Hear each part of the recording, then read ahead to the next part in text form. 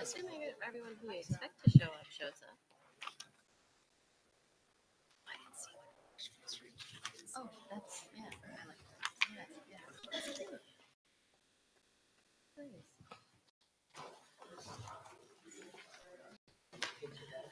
Yes. I know, it's pretty cool. Yeah.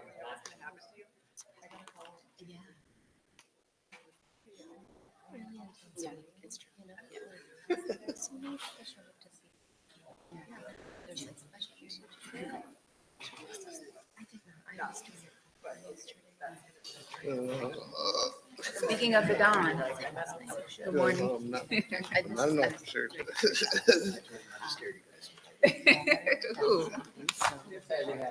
Oh, we're never scared, Don. Don't you know us? Oh, I put you over here. You can put it over there if you want. It's either one. Oh. Oh, I heard is this? I heard about this. Yeah. Yeah. 6:20. Yeah. I could not. I'm gonna be here in a moment.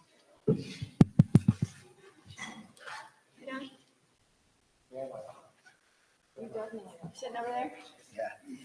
Good morning. How are you? Good. That's that book for you. You got it down, Don. A little male on female action today. Oh, yeah.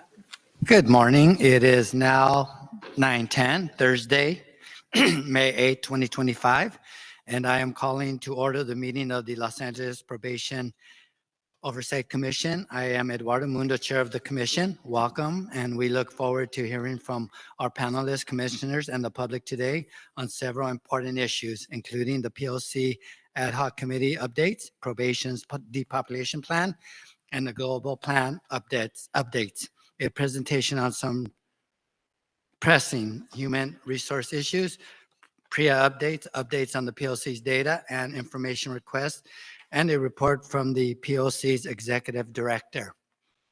Before we move on, I'd like to take a moment and honor and dedicate today's meeting to Juana Beatriz Gutierrez. She was a co-founder of the Mothers of East LA in the 1990s, at a time when they were trying to put a prison into Boyle Heights and a refinery. Her and a few mothers from the neighborhood got together and gave the community voice.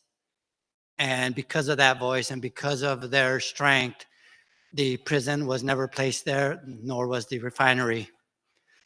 I had the privilege to spend time in her home in the 1990s, and the humility that she showed, given who she was, and the warmth that she created for her family are beyond what she did as a community member. So today, in the spirit of voice, I like to think that this forum is that, for everybody to have voice. And we don't need it. We haven't not needed it any more than we need it now when our department is going sideways on us. So in her honor, I dedicate today's meeting. I will turn it over now to Wendy Julian, our executive director, to explain how you can participate during today's meeting, and then she will call roll. Good morning. Welcome. Thanks to everybody who's here in person and everyone who's joining online. As always, we really encourage your public participation in our meeting, and we welcome your comments in writing or live today. I also want to acknowledge that folks have really been showing up this week at the board meeting on Tuesday, at the budget meeting on Wednesday, at our meeting today. I know that it's a big lift for all of you who are joining, and I really appreciate it. It makes our meetings better. It makes us learn more. It makes our recommendations better. So thank you for the time that you're taking here in person or virtually. There will be an opportunity for public comment on each agenda item today, and then at the end of the meeting for items not on the agenda. For items that are on the agenda, Chair Mundo will introduce the item, we'll hear a presentation, take an action. If there are more people that want to participate than we have time for, we will consider scheduling additional town halls for specific issues. As a reminder, please remember to speak directly into the microphone so that our virtual attendees can hear you clearly. I'd like to ask you all to help me by following following a code of conduct, including asking you to stop speaking immediately when your time ends. We actually have a timer now for those of you in person. We heard you, and we're going to try to make it work today. Make sure your public comment relates to the subject matter. Remain respectful of each other and the forum. And if you engage in conduct disrupting the meeting, you're subject to being removed. It's easy to participate if you're here in person. Just come up to the microphone and we'll take everybody who wants to give comments here in person. If you're on WebEx, please use the raise your hand function. You can do that by tapping the little hand icon and we'll add you to the queue. If you're calling into WebEx, just dial *3 on your phone and that raises your hand for us and we'll call you by your phone number. You will have to unmute yourself either by clicking unmute if you're online on the computer or your phone, or by dialing *6 on your phone to unmute yourself. If you have any technical questions, please send a chat to the host and we'll do our best to help you connect. Everybody will have 2 minutes today for comment unless Chair Mundo determines otherwise based on the number of commenters and the amount of time we have. You're also welcome to make your comment in writing, thanks to many of you who already did that. Send us an email to info@poc.lacounty.gov. We'll put that in the chat right now. Please do not send your public comment in the chat. Only our staff will see it. It will not be shared with the commissioners. It will not be logged as public comment, and it doesn't follow our Brown Act responsibilities. Our meeting is being recorded and broadcast live today on our YouTube channel, but there is no engagement with users on YouTube. We encourage you to subscribe though, because there's lots of great stuff on our YouTube channel, including recaps, recording of our meetings. And you can also follow our social media to get information about work we're doing and work our partner agencies are doing. And we're on Facebook, Instagram, Threads, Blue Sky, at LA County POC. For more information, and please invite others to attend. Buenos días, bienvenidos. Ya se ha iniciado la conferencia aquí en persona y también por WebEx y por YouTube. Estamos grabando, pero en YouTube no hay comunicación con los que están viendo el video.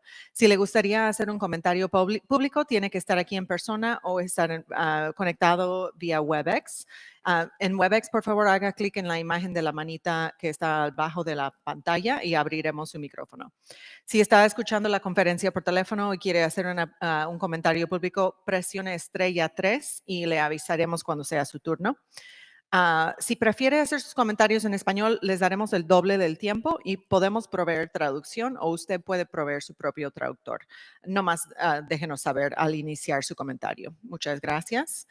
I will now call the roll. Commissioners, please respond when I call your name. Commissioner Canales has not arrived, but I am expecting her momentarily. We'll know in the minutes when she arrives. Commissioner Harris? Present. Commissioner Jackson? Commissioner Kakani? Present. Commissioner Meredith? Commissioner Prater is not here, and we'll note if he is able to arrive. Commissioner Shipp? Here. Commissioner Terry? Here. And Chair Mundo? Here. With 7 out of our 9 members present, we have quorum, and I'll turn it over to you. Thank you, Wendy. Let's proceed with item 2, the approval of the April 3rd regular meeting minutes and the April 24th special meeting minutes. Wendy, do we have any written public comments or live public comments for item number 2? No public comments on the minutes unless anybody in the audience or on WebEx wants to make them.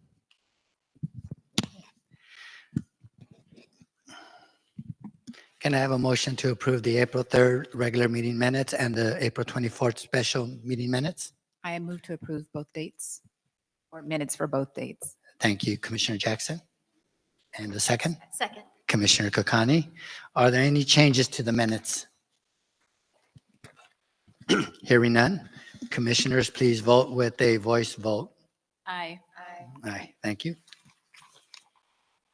For item number 3, we will discuss and take possible action on presentation by the Los Angeles County Probation Oversight Commission's ad hoc committees on education and community-based organization relationships.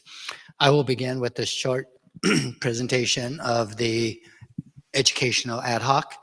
We saw progress this past period. We met with LACO and identified issues that we think that can be fixed to make sure that we can get our youth to be in the classroom together, the graduates and the non-graduates. We have a commitment by probation and a person specified to meet with us at our next meeting to discuss programming issues that have been presented. And so we look forward to reporting back with that report. And also we did meet with Rising Scholars. They were involved in the meetings, and it looks like they're being able to really implement most of their programming, and the classes are getting bigger. With that, I will pass it to Commissioner Terry. All right, I wanted to provide an update on the CBO Relationships Ad Hoc Committee. We formed in May 2024, and since that time, we've held 13 meetings. We had a listening session, a public town hall. We published a report, which is included one of the attachments for this meeting and also on our website. And we put forth really community-informed, probation officer-informed, concrete recommendations for how programming could be improved and how relationships with providers could be improved. We have repeatedly rallied probation to come to the table to work together on this effort. They initially met with us. They agreed to implement and address, I would say, every single recommendation. So I want to be clear that we had meetings. We went through every single recommendation line by line. They agreed to address those recommendations, which were very bare minimum standards for how you should have programming in the facilities. And in my opinion, implementation of these recommendations would have supported efforts to come into compliance at Los Padrinos. Unfortunately, we can't provide any more updates because they have not been provided to us. The probation department stopped communicating with us around December regarding this effort. We motioned in March to have a meeting with probation leadership to revamp this conversation, discuss updates. The executive leadership team who attended that meeting did not fulfill their responsibility to come prepared to provide those updates. Even more puzzling, they also indicated that they didn't know if the recommendations could be implemented and they needed to be reviewed. And again, that's very puzzling given that we've been working on this for a year and they had previously addressed every single one or agreed to and even provided some updates. So we have been told that some updates are on the way, but we're at a point where we do have to dissolve the committee because it has been a year, but we will not abandon this work. We'll continue to push for updates regarding implementation of these recommendations, and we'll continue to report on that in these meetings to keep you all informed of progress. And I just wanted to thank all of the CBOs who really graciously provided their time and insights to provide really thoughtful recommendations for how to improve programming, along with some of the probation officers and staff who also tried to advance this effort. And thank you to Dr. Gongara, who really supported this ad hoc as well. So with that said, I would like to motion for the dissolution of the CBO Relationships Ad Hoc Committee. So do we have comment before? Second. Oh, second. Second the motion. Commissioner Kakani, second. Do we have any comments or questions from the commission?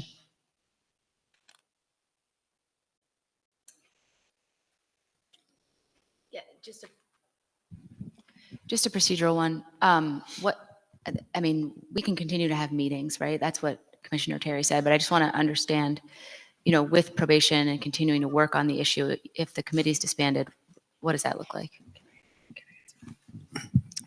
So I think there are a couple of answers to your question, Commissioner Harris. One, at a future meeting, you could create a new ad hoc subcommittee on a similar or different topic, probably not exactly the same topic, but like on one element of the work that's going forward. That's certainly possible.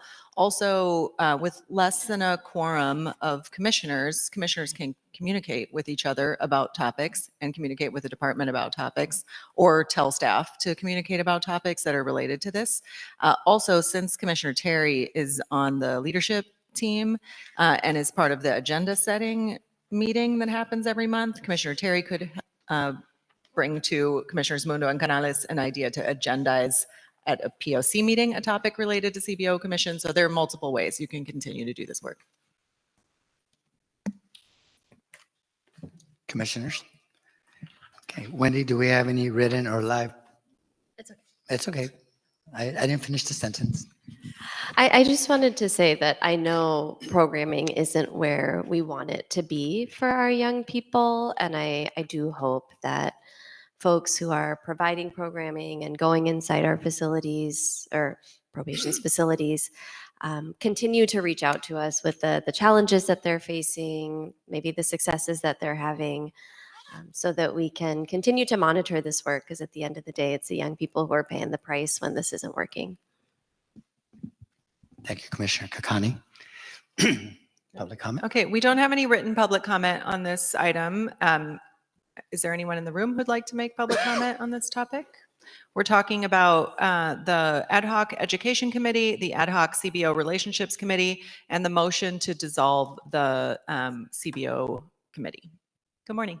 Yeah, good morning. Yeah, I think this ad hoc committee is pretty good. I'm not familiar with community-based organization, but I'm very familiar with the education relationship between the probation, between the community colleges.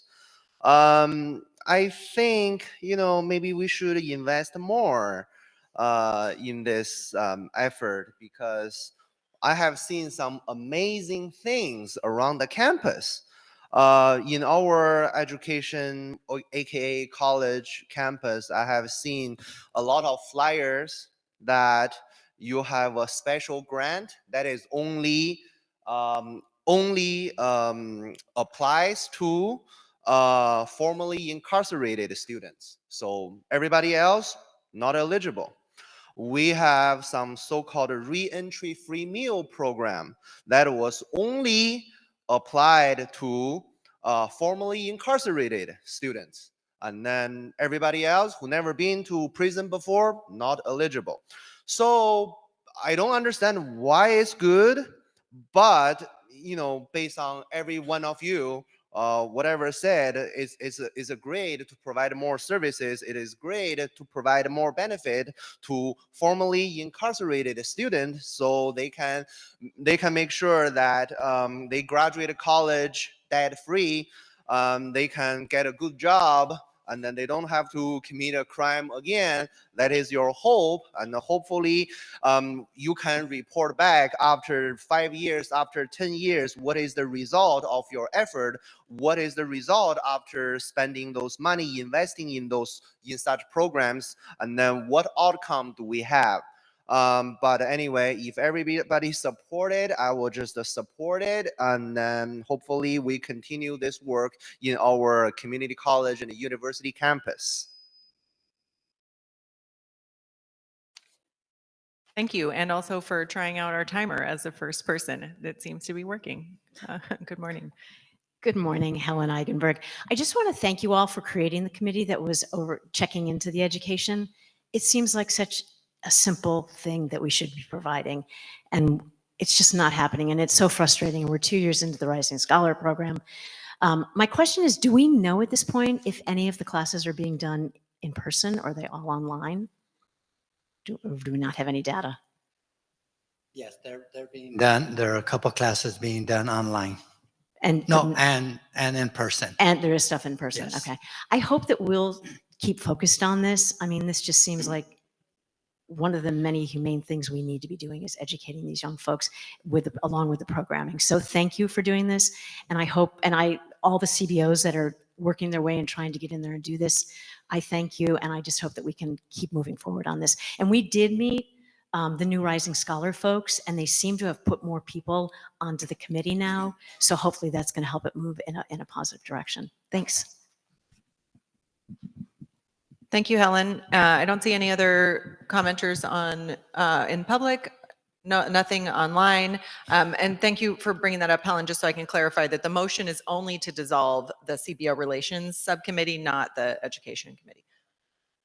Okay, commissioners, any questions, concerns? I do. It is concerning the previous item though, only because I didn't participate in the April 3rd meeting. I want to make sure that I can put a motion forward if I wasn't present. I'm looking at Jansen over here. I believe that we can actually reconsider the vote on the minutes so that Commissioner Jackson could abstain on the minutes. Let's go ahead and do this vote, and then we can reconsider that motion. Okay, no questions, concerns? Okay, Wendy will facilitate the roll. Okay, on the motion by Commissioner Terry, seconded by Commissioner Kakani, you are voting on the motion to dissolve the Community-Based Organizations Relationships Ad Hoc Subcommittee. Please vote yes, no, or abstain. Commissioner Canales? Yes. Commissioner Harris? Yes. Commissioner Jackson? Aye. Commissioner Kakani? Yes. Commissioner Meredith? Commissioner Prater is absent. Commissioner Ship? Commissioner Terry? Yes. Chair Mundo. Yes. So with a vote of 8-0, with Commissioner Prater not present, the motion passes. And I just said it, but I didn't note in the record that Commissioner Canales arrived a number of minutes ago and has joined us. Oh, okay, so do we need to do a motion to reconsider that? That Commissioner Jackson would like to abstain from her aye vote on the minutes since she was absent. Okay, so I think we need a motion to reconsider the vote on the minutes. We can do this quickly. Motion to reconsider the April 3rd. Commissioner Harris has moved to reconsider the vote on the minutes. Is there a second? Second. From Commissioner Kakani. Do we need to take public comment on that vote? Okay, so is there anyone who'd like to make public comment on our reconsideration? Thank you. All right, so I'm going to call the roll quickly on the reconsideration. So what we're doing is moving back on the agenda to the minute item if you vote yes, or you can vote no or abstain. Commissioner Canales? Yes. Commissioner Harris? Yes. Commissioner Jackson? Wait, so am I abstaining? You are voting to go back to reconsider. Yeah. Aye. Commissioner Kakani? Yes. Commissioner Meredith? Commissioner Ship? And Commissioner Terry? Yes. Commissioner Mundo? Yes. Okay, so 8-0, we are reconsidering. And now I'm going to turn this back over to Commissioner Mundo to take a new vote on the minutes. Okay, let me go back a couple pages.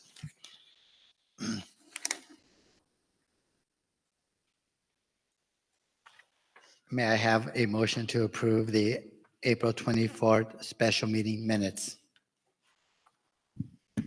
I motion to approve the meeting minutes. It's both, actually. I'm sorry. Both meeting minutes, I motion. Thank you. I second. Thank you, Commissioner Harris. Would you facilitate the vote, please? Actually, I think you can do a voice vote on this. Okay, voice vote. Aye. And this is where you will abstain if you wish to abstain. Okay. Okay, good. Now we can go back to the agenda. Item number 4 is for the chief to provide a report. He is not here. So is there something I have to do to move on to item 5?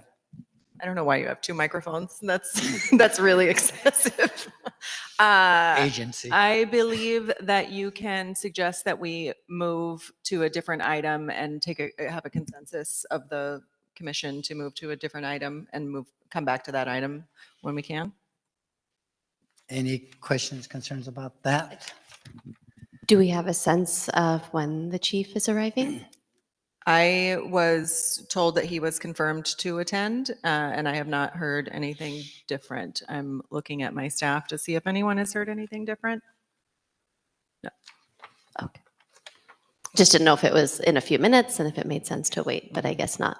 So I certainly support or am in support of moving to a different agenda item while we await the chief's arrival. Okay, no vote needed. Everybody's good? All right, let's move on to item number 5. We will discuss and take possible action on a presentation by the Los Angeles County Probation Human Resource Division regarding workers' compensation and leave time for employees of the Los Angeles County Probation Department. Discussion will include the following: Sedgwick workers' compensation, the number of workers' compensation claims filed since July 1, 2024, the average delay between filing of the case and the first Sedgwick appointment, explanation of the California Labor Code Division 4, Part 2, Chapter 2, Article 7, Section 485, and how it applies to the Los Angeles County probation officers in the field and in the facilities. Human Resource Manager Deanna Carly from the Los Angeles County Probation Department. Please, there you go. Please proceed and with your presentation. Thank you for being here. Of course. So before I start, I'm going to let my colleague from CEO introduce himself, because if you recall from my last workers' comp request for information, I explained that CEO, the county CEO, manages the overall program and helps us to get our information and numbers. And so when you ask for data, I have to work with our partners. So I'll let you introduce. Yes, my name is Anthony Terrace. I'm the acting manager over the workers' compensation section. I'm with CEO Risk Management, and we oversee the contracts with Sedgwick. Thank you.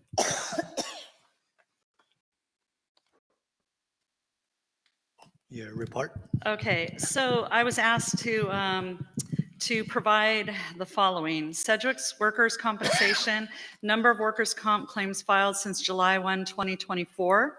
So probation has opened 532 claims in this period. There's some notes. 129 of those are closed. But please note, not all claims are accepted, nor do all claims receive medical treatment. The second question was the average delay between the filing of the case and the first Sedgwick appointment. So an average doesn't really portray accurately. I have the average for you, which is 110.5 days.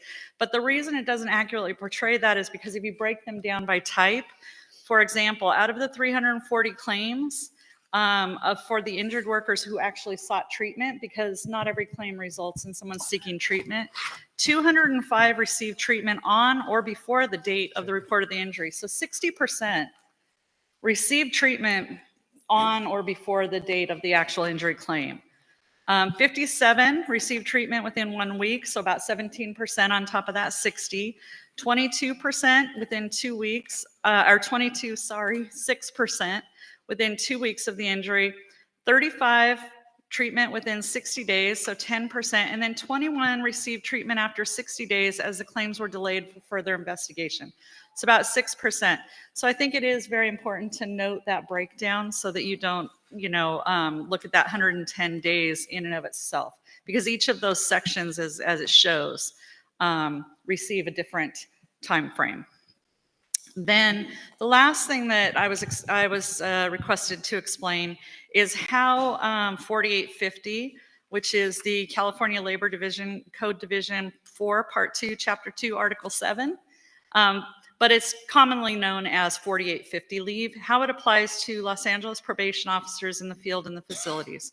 So to give some historical perspective, 4850 has not always been applied to probation officers. In about 2000, the law was changed, and it then encompassed probation officers as well. Probation officers are peace officers, so I'll just basically read from the law. Whenever a regular full-time peace officer, which now includes probation officers and has for a number of years now, is disabled, whether temporarily or permanently, by injury or illness that arises in or out of the course of their duties, so any injury or illness at work or as a result of work, they're eligible under this labor code section to a leave of absence. And the leave of absence is, and I'll quote here, without loss of salary, in lieu of temporary disability payments or maintenance allowance payments. So when staff are approved for 4850 workers' compensation leave, they don't go into temporary disability or the other county plans. They go into this 4850 and they are eligible for a leave of absence without loss of salary for the period of the disability not to exceed 1 year, so up to 1 year. All sworn probation staff are included in eligibility for this benefit, all the way up to the chief. So. Ms. Carlisle, I would just like to say a couple of things. First, I would like to say thank you for providing this information in writing so far in advance of the meeting. It's exactly what the commission has asked for, and it's very helpful. I want to tell the public it is attached to the agenda on your document.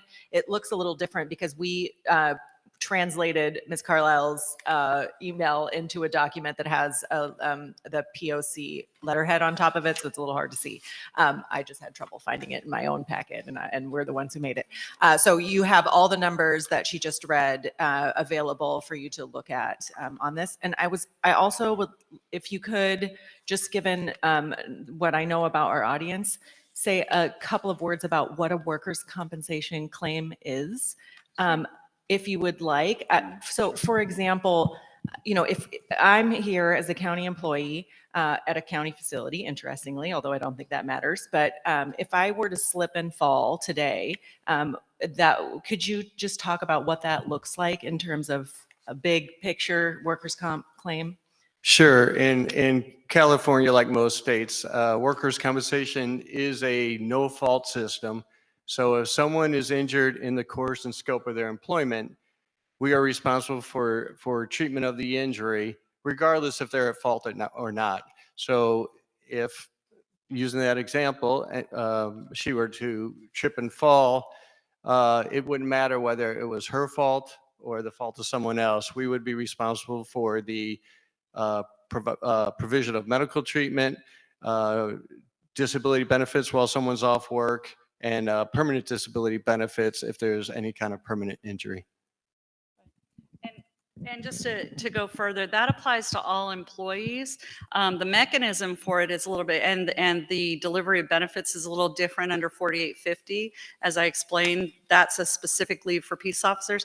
But any employee, if I, heaven forbid, trip on the way out of here, I would be eligible for workers' compensation benefits as well. The benefits themselves are similar. As was explained, my treatment, my care, anything that arises out of that would be covered. But when it comes to the leave type and things like that, it's just processed differently because one is under regular workers' compensation for employees and the other one is under 4850 workers' compensation rules for employees. Thank you. Commissioners, questions, comments? Commissioner Terry? I had a question, just trying to follow the numbers. In point number 1, you said 532 open claims, 129 are closed. But then in number 2, it says out of 340 claims. So what is the 340? Because not everybody sought treatment, right? So I could file a claim, but I'm not seeking treatment.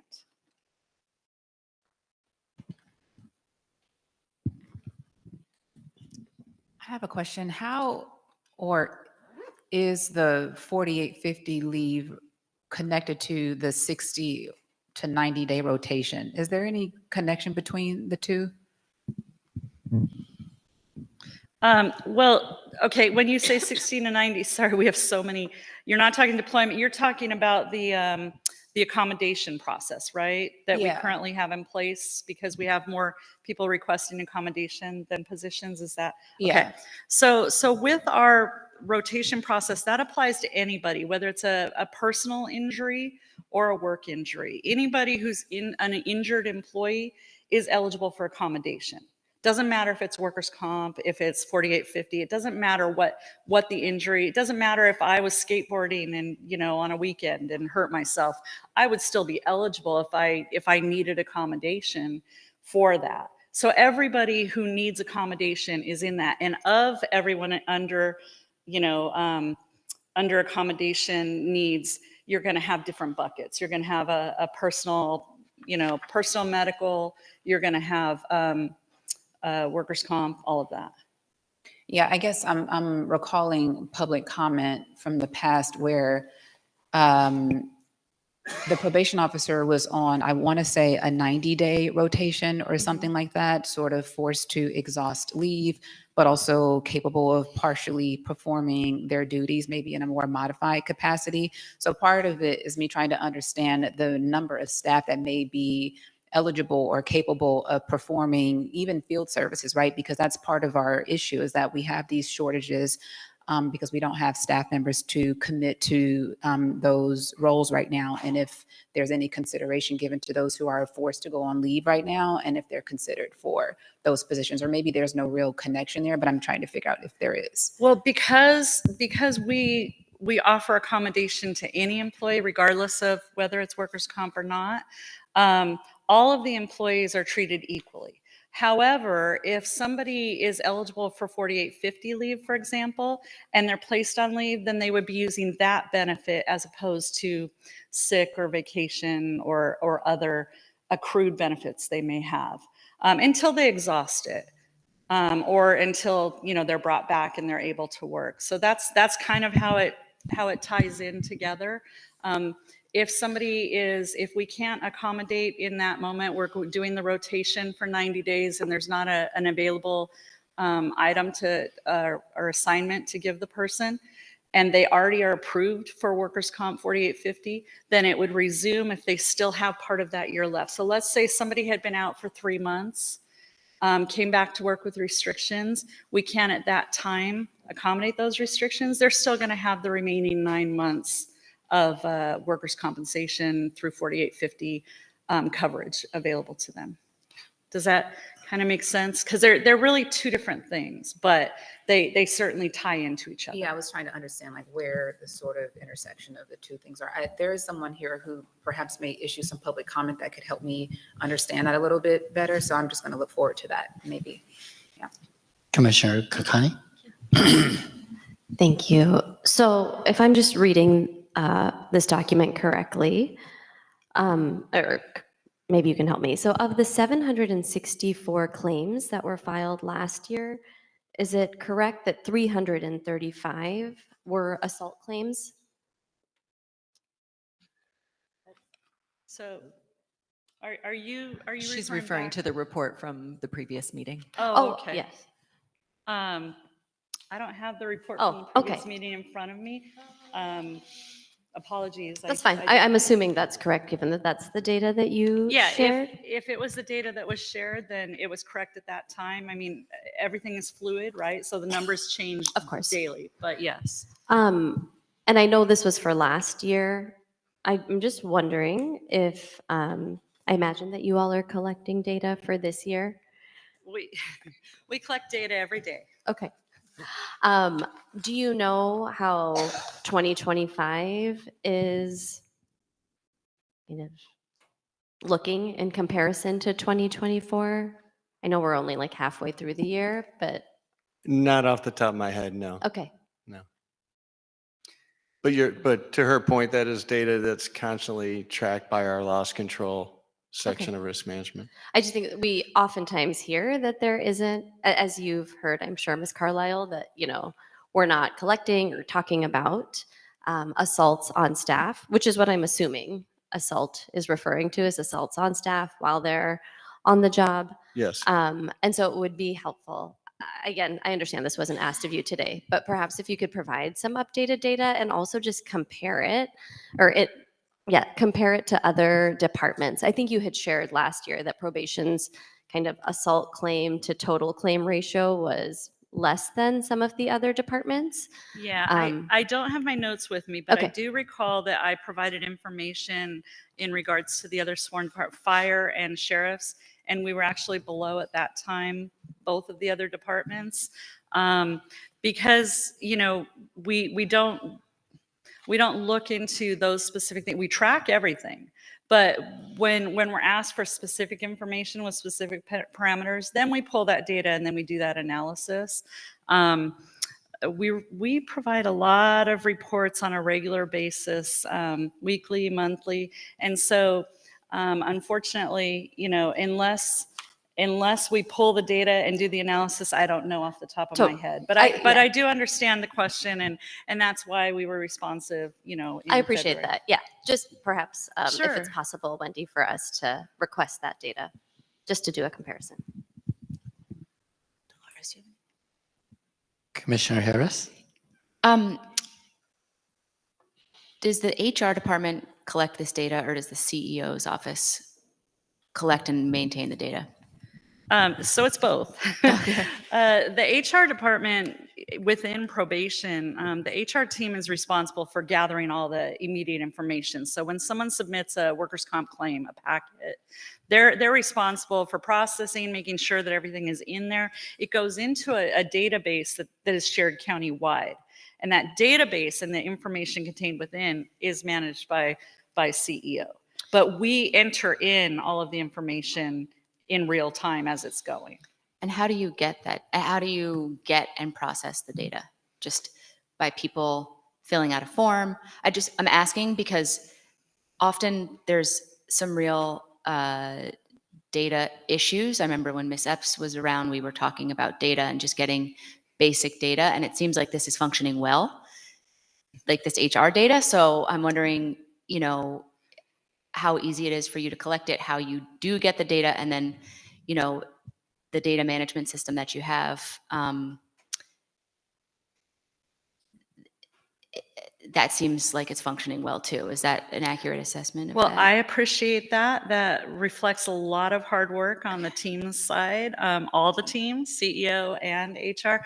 We have challenges with our data systems too. Again, they're very large and they're countywide. We don't have departmental specific. The county is one county, and so everything, including our workers' comp data, which is housed with CEO. So when I ask for this information, I'm reaching out to them and saying, hey, we've been asked for this. Can you please, pull the data for us? They review it on their end, then they send it to us. Then we compare against our records and see if there's anything, any discrepancies there. Honestly, it is very time consuming. They're not easy programs. Any of them, and we really appreciate how quickly CEO is able to turn around things to us, and DHR when it comes to the other data that we track, the leave data. But it isn't easy. If you give me a deadline, I'm going to try and make it. And so can I just, like, the process of if one of us slips today, let's say we're employed by the probation department, we would then file a claim with your HR office, and you accept that data, and then you enter it into the system. Is that accurate? Yeah. So under the law, if somebody is injured, we're supposed to request that information within 24 hours. We're supposed to get that. So if you tell me, hey, I slipped and fell on the way into the building today, but I think I'm okay, I'm all right, then I, as a supervisor, am supposed to give you the packet anyway and say, hey, although you think you're okay, let me give you the packet just to make sure you can decline or not. So we're trying to get that information in a timely manner. Within 24 hours is what the law requires, is for us to file that information. I mean, there can be modifications and things like that made. And certainly there are times where somebody doesn't tell us until later. And so, I mean, that's just, it happens. We recently had an employee who had a medical emergency and went out for several months and then submitted a workers' comp claim saying it started at work. And we didn't know about it for several months. So we have to justify that and explain why it wasn't submitted within 24 hours. But typically, we try and get that packet into people's hands within 24 hours so that we can meet that Cal OSHA requirement. Anything to add?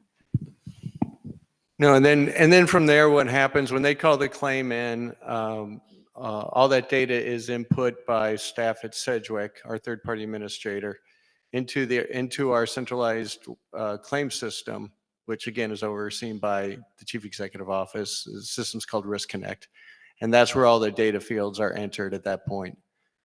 And that's how we run the reports, is based off those data points.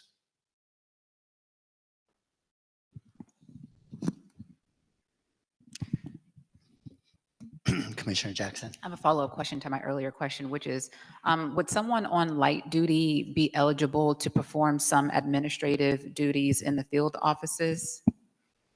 Yeah, I mean, it depends. It's a case-by-case basis because Yeah. it depends on the person and their restrictions.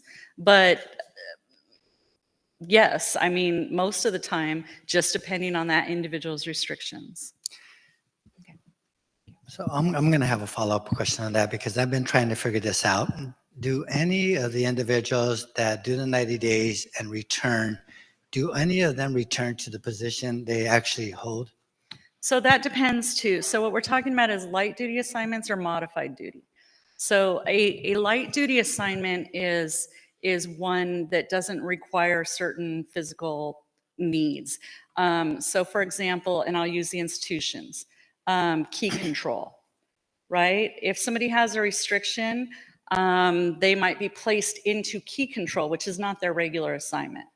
Now, in the field, it's different. In the field, someone may go into modified, which means we're modifying the expectations of their regular position. Or for me, if I have a wrist injury, for example, my expectations to respond to emails, might be limited. So maybe I get something like Dragon Speaks, and so my expectation is modified for my regular assignment, but I keep doing my regular assignment. So it just depends on the assignment, the restrictions, and the availability of any flexibility within that assignment. So what would be a field assignment that couldn't accommodate an officer? Well, again, it depends on the restrictions. So if somebody Okay, let's comes with say restrictions that says cannot interact with people, and I've seen those actually, I don't have to make anything up, but cannot interact with other people. Well, we're a service agency. That's what we do. So that's going to be a really hard one to accommodate. But if it's can't type more than 45 minutes an hour, yeah, we can likely accommodate that one. Does that make sense? So that's what we look at, is we look at the individual specific restrictions, our ability to accommodate, and available positions to do so. So what's a common injury that precludes people from being in the field in their regular position?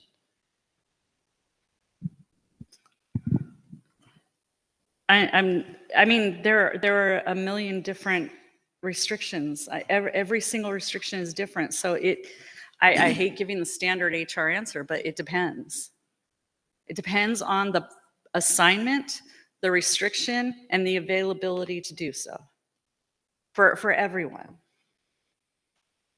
So if I had a back injury that basically the only restriction was that I couldn't sit for more than 2 hours at a time, would that keep me from going back to my regular position as, let's say, an investigator for ASCOT?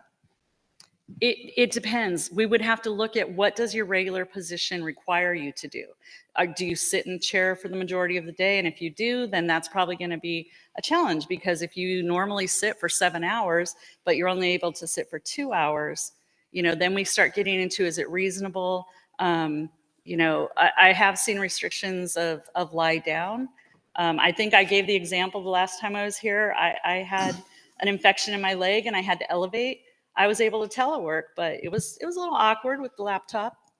So let's say I had vision impairment, but in my current position, they had already provided me with something to accommodate me, like a special computer screen. Would that preclude me from going back to work, even if I had that accommodation before I had to take the rotation? So I think not necessarily, again, but part of the requirement for all peace officers at this time is deployment. So we're also looking at whether those restrictions impact deployment. Okay, thank you. That's where I'm getting at. So it's really based on whether or not you can be deployed then. That's the way that sounds, is that if you cannot be deployed. Well, yes, we are applying the primary functions of a peace officer across the board to all peace officers when we analyze any restriction that comes in for a peace officer.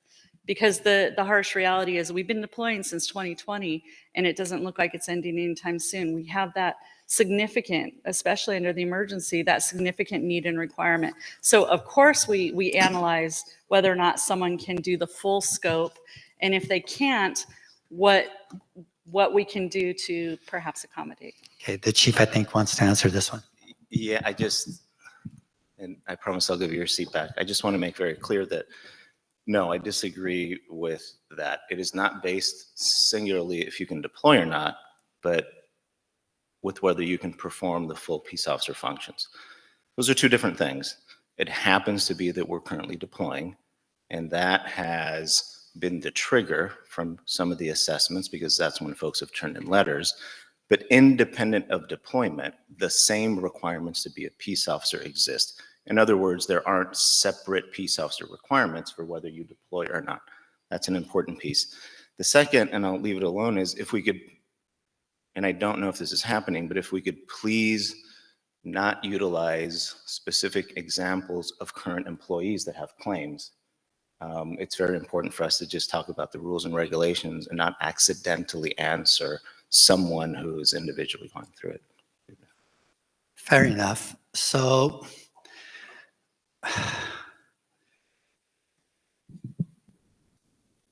100% is the baseline then. You have to be able to do 100% of what a peace officer is required to do in the field.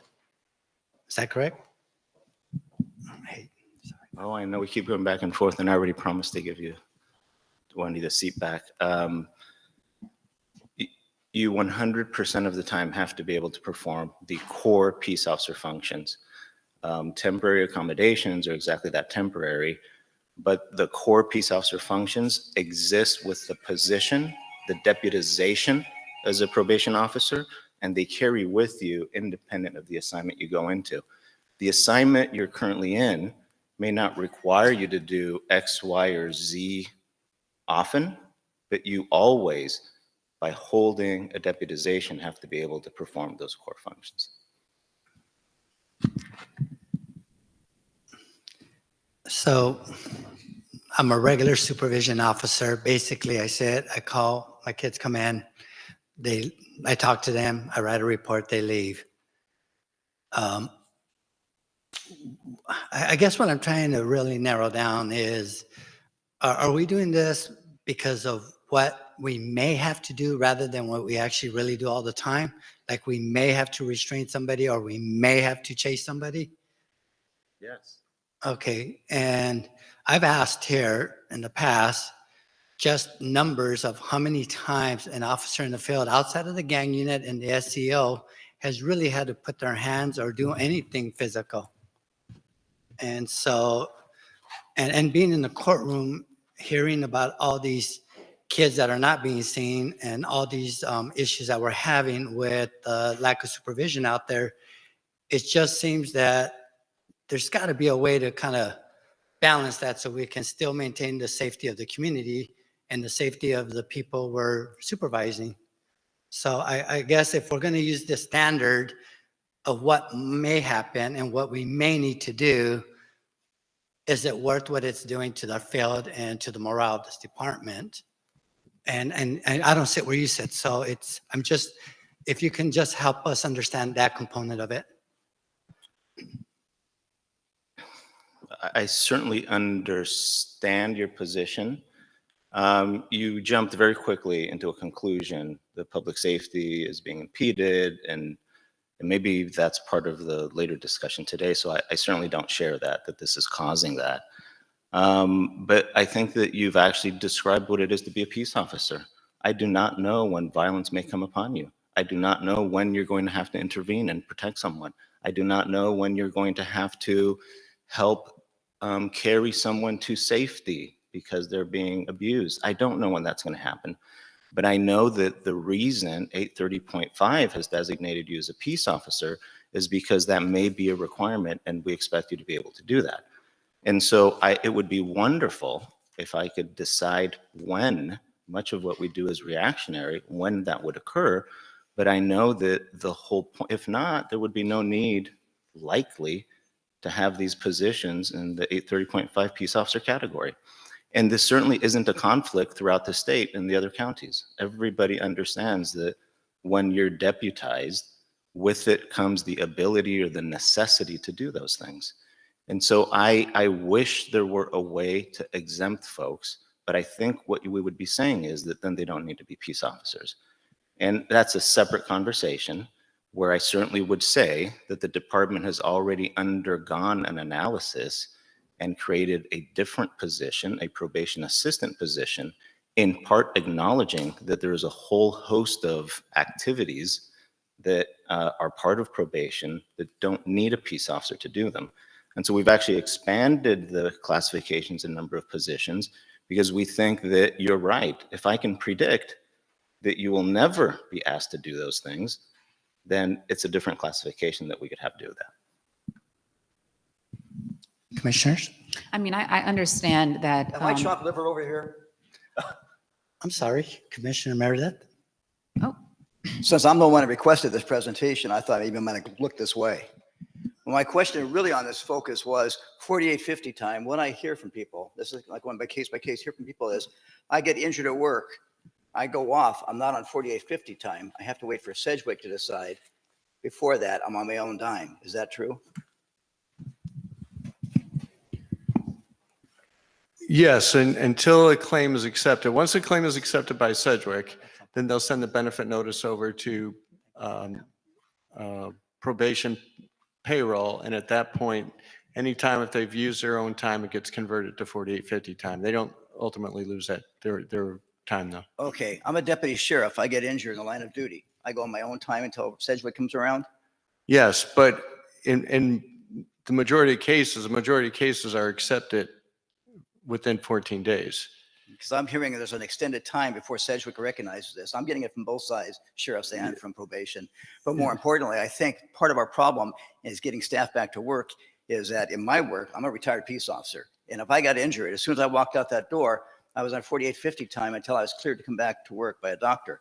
I didn't have to wait for some place like Sedgwick to clear it. So I'm kind of concerned because I think that affects getting people back to work, number one.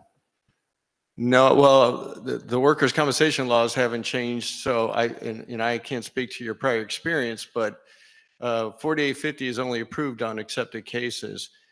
And again, most cases, especially the obvious, tripped and fell, got hurt in an altercation, got hurt in an assault with the deputy sheriff, you're in a patrol vehicle auto accident, or God forbid, getting shot. Those cases are immediately picked up. The ones that tend to be delayed are the ones that are filed through attorneys for continuous trauma, meaning injuries that occurred over the course of employment, as opposed to a specific injury. Okay, I'm going to go with one example. I'm not getting into details. An officer explained to me, it's somebody I've known for like 25 years, that they were injured during a restraint. First of all, their supervisor is reluctant to make out a report. Secondly, they've been on whatever disability or their own pay pending Sedgwick, and it's been at least a month and a half. So that's why I'm curious, because I think this affects getting people back to work. And I understand the light duty status is as a peace officer, yeah, I can get in a fight at any time out there. I have to be ready for that. But if I'm not getting people back to work, I'm creating a bigger morale problem by dragging this out and not going with 4850 time as it says in the law verbatim. It doesn't say you have to wait for Sedgwick. Well, the assumption for Labor Code 4850 for any benefits under the Labor Code is that the injury has been deemed compensable. That is, it did arise in the course of employment. So the only time that wouldn't happen immediately is if further information was needed to make that determination.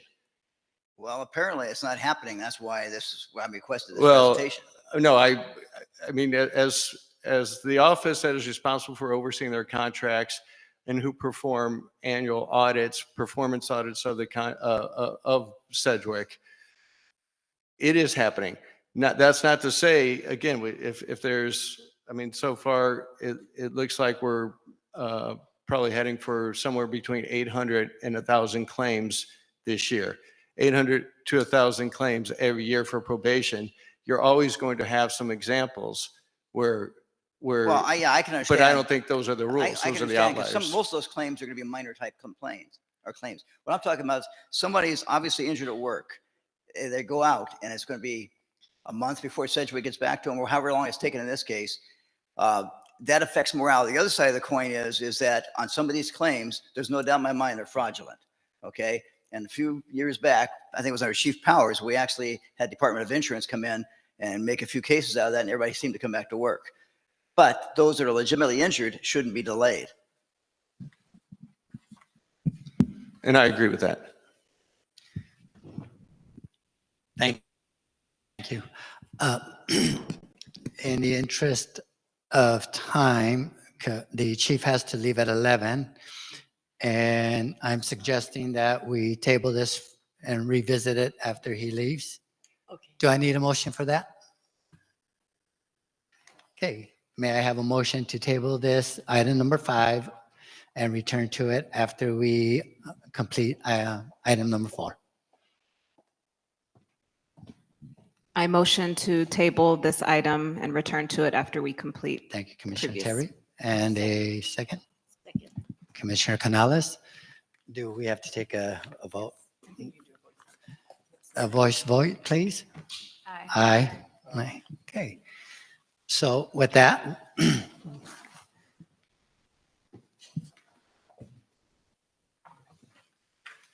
so let's move back to agenda item 4, which is to discuss and take possible action from a presentation, on a presentation from Chief Guillermo Villarosa, who has joined today in person. The Probation Oversight Commission requested the chief to present about the plan to depopulate Los Padrinos Juvenile Hall pursuant to the tentative ruling of the Los Angeles Superior Court and the Board of State and Community Corrections, findings on suitability and non-compliance, and to respond to the POC recommended depopulation solution. The commission will discuss and take possible action on the plans.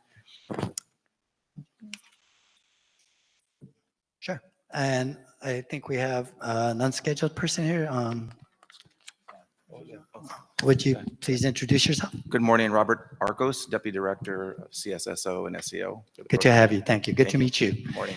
So Can you say I'm not that going to guess what again? CSSO stands Right, for. Can and you if say you it? could- I think it's Safety and Security. Is that Campus, right? Campus Safety and Security Office and Special Enforcement Operations and Transportation for probation. thank you. Chief? Good morning. Thank you for the summary. I'm not sure what would be most helpful. I know that typically there are quite a few questions.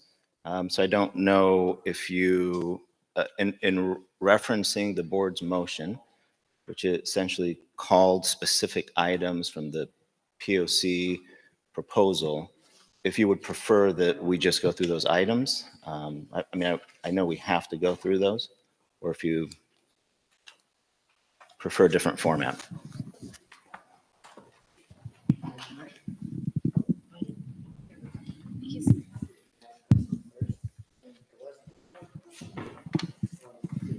Through the recommendations. Go through the recommendations. Go through the please. recommendations. So as called out by Tuesday's motion by the Board of Supervisors, recommendation A to be discussed is reassess and return currently detained youth to court to revisit the findings in the initial detention hearing. And then it has as a subsection, including but not limited to reviewing the initial detention reports of all currently detained youth, ensuring completeness, factual accuracy, and balance, and adhering to the Welfare and Institutions Code. This is the mirror of your recommendation, and which you had put, and please correct me, that you thought that there would be a gain of 60 to 100 immediate releases if we were to do this. That is not probation's finding with respect to this. If you follow the judge's orders from the previous hearings, probation had already been ordered to review the cases of all detained youth at Los Padrinos, together with the district attorney and the public defender. That assessment took place, and it did not net the release of that number of youth. And by the time the current order from the judiciary came, it already had taken into account that exercise. That exercise continues, but we certainly are not seeing a population drop because of it. One possibility is that it takes more time to find placement for youth, that those initial detention hearings have to take into account dangerousness and risk to the youth, and they are doing that. Now, the department will continue to review all of those cases, and on a weekly basis, those recommendations will be made. So we're not stopping simply because we did it once. Doesn't mean that we won't do it again. This is a continuous process that we've committed to and we're carrying out.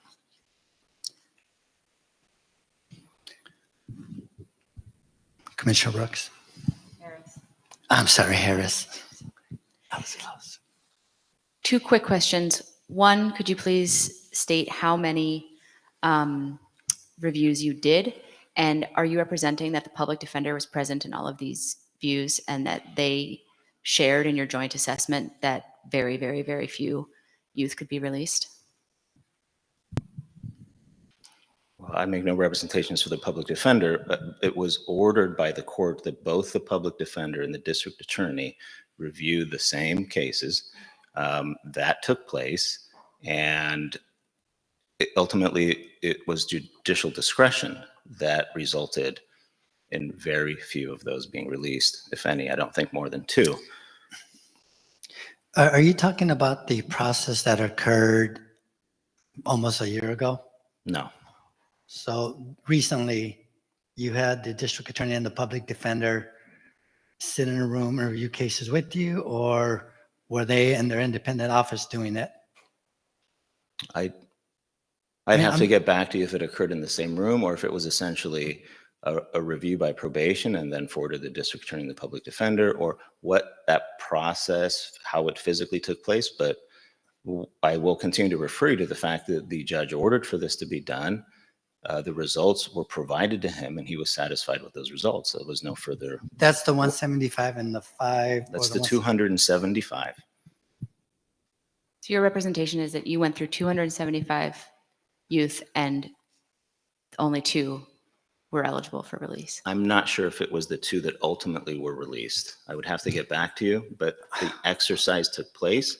It took place under judicial scrutiny, and the assertion that if we were to do this, there were to be 60 to 100 releases just didn't take place. So this isn't a future thought experiment. This already occurred. Okay, but how did that occur recently? How did that look? I mean, did somebody pull a file, see if there was a police report, look at the probation intake report to see if it actually supported the recommendation, whether or not it's detained or not, or released or CDP? I mean, that's a lot of evaluations to be done in a short time. So I'm just kind of wondering how that was done. What was the process with that? We could certainly take additional recommendations on how you think it should have occurred. We could certainly. Oh, no, I'm just provide asking more how it did information, occur. but I know what the results were and what was required by the courts. Okay, so between the order to show cause and your filing, something occurred that led you to the numbers that you provided.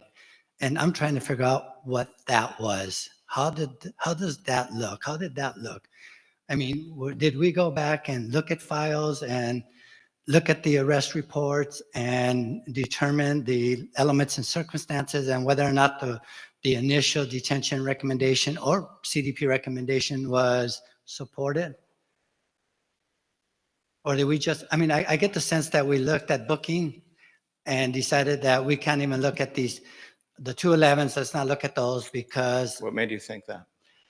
Because of the quickness of it, and you're really not describing what the process was for the recent one.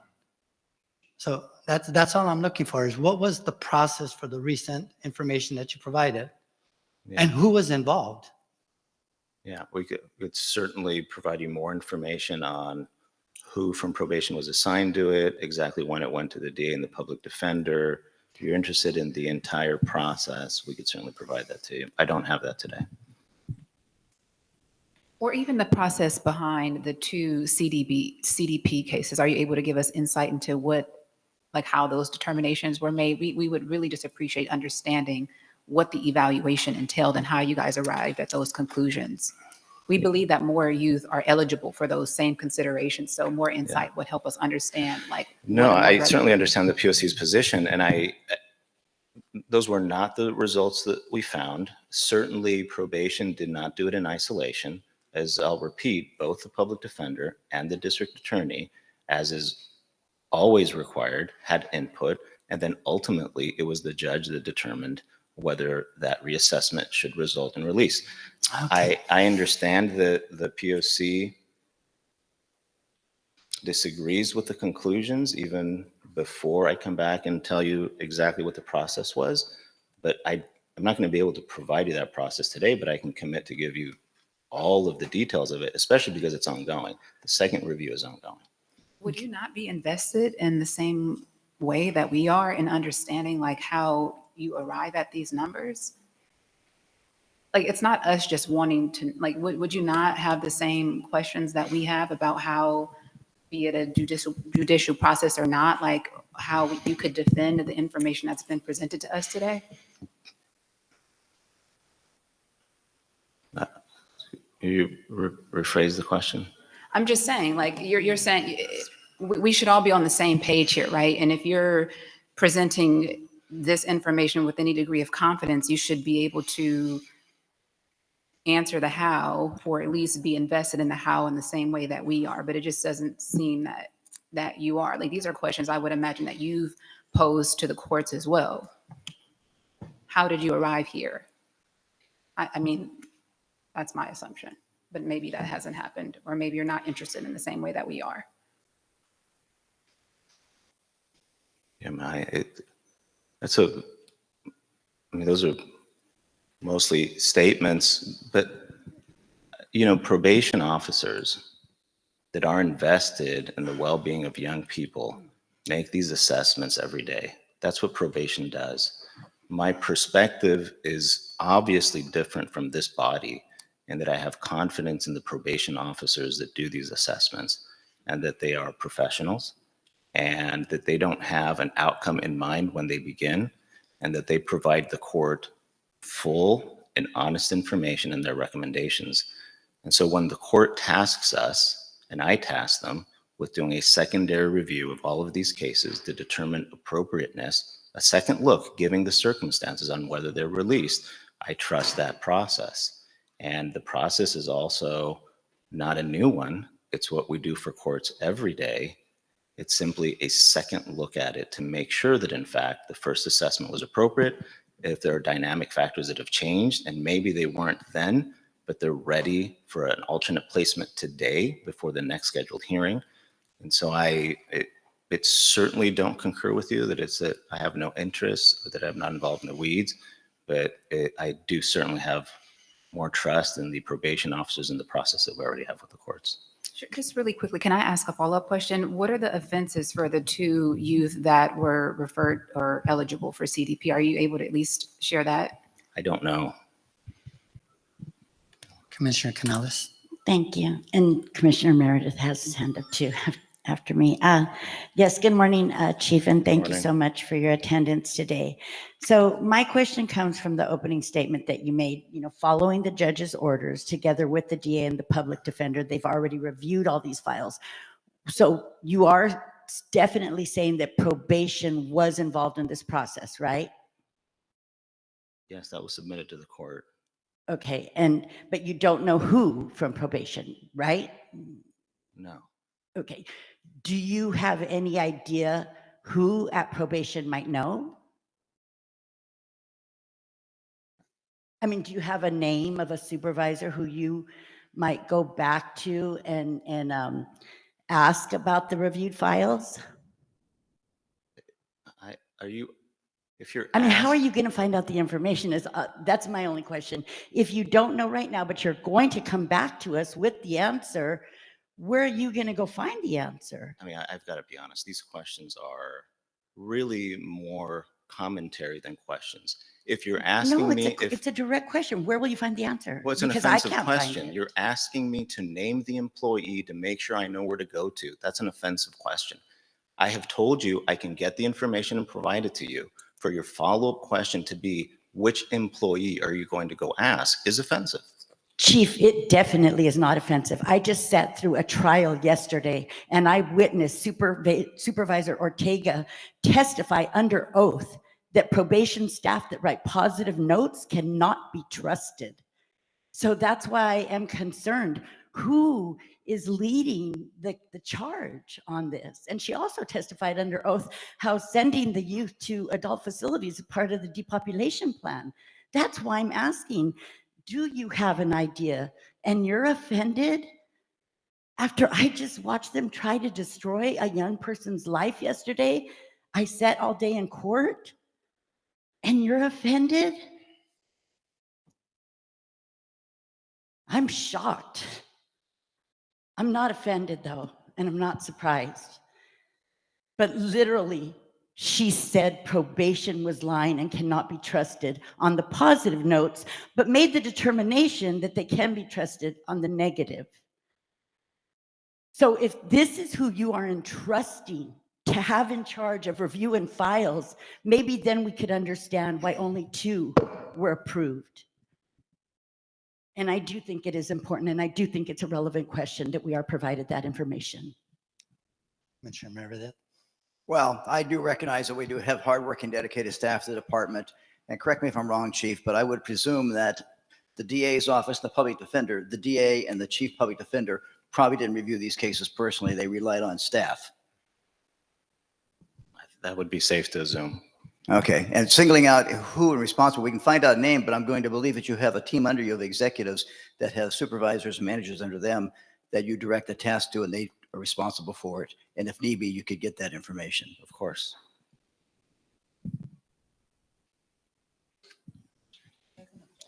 So I just want to understand the process, because each case is independent and each case has its own attorney and each case has its own judge.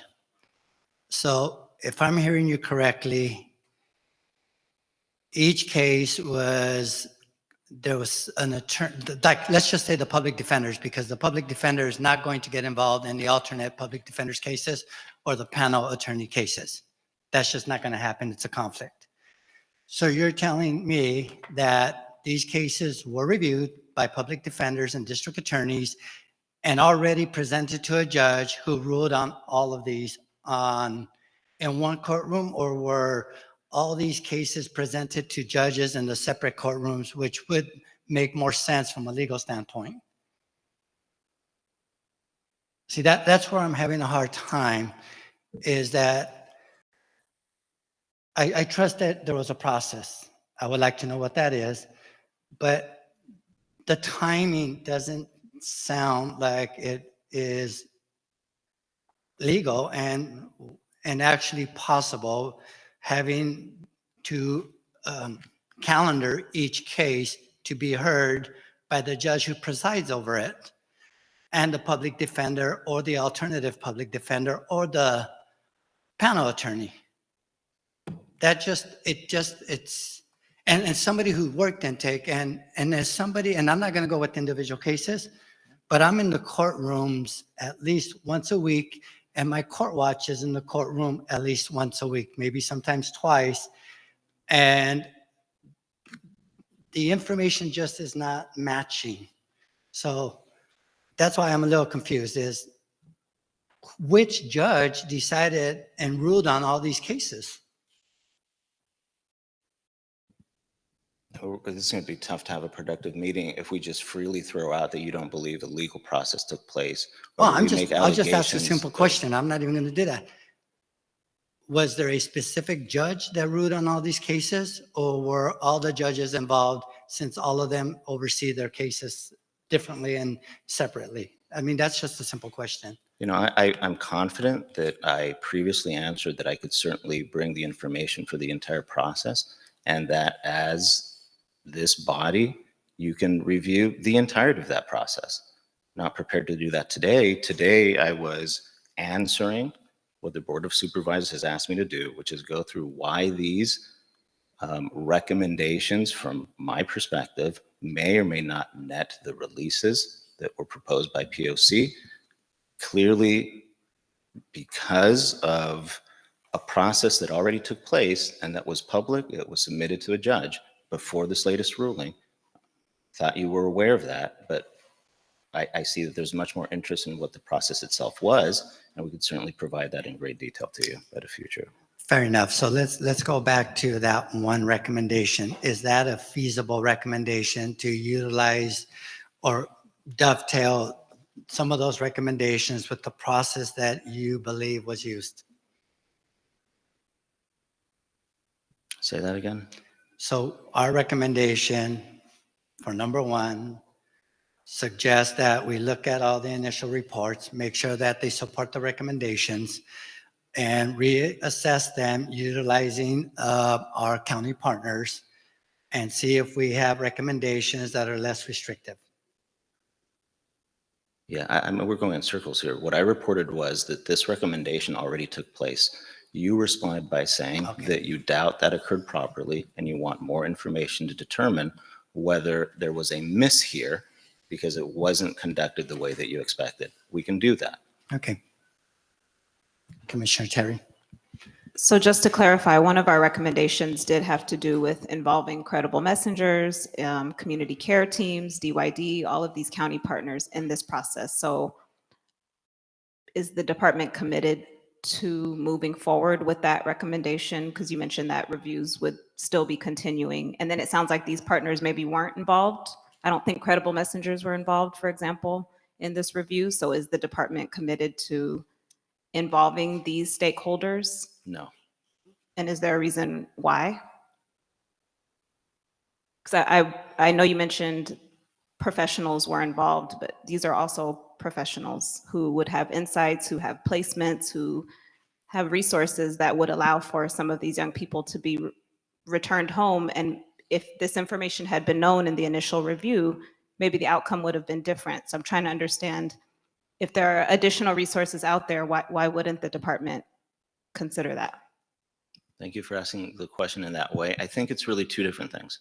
One of them is the folks that are legally permitted to be part of the process, which are the public defender or the alternate public defender or private counsel that are representing the young person, the district attorney representing the people, and probation who's making, as a court officer, recommendation to the court.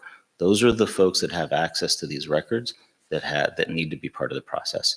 That doesn't mean that DYD or any other organization that can provide alternate housing, they could provide any of the resources that would be needed to make that recommendation, they're welcome, but they're not part of the group that is looking at criminal history, looking at that entire piece, they're not part of that group. We encourage DYD to continue to provide additional housing or referrals, wraparound services, and that's taken into consideration for placement. So that information is important to have, that these options are there. So we do want them to be part of that portion of the process, but not the review for determination of the recommendation of the court is.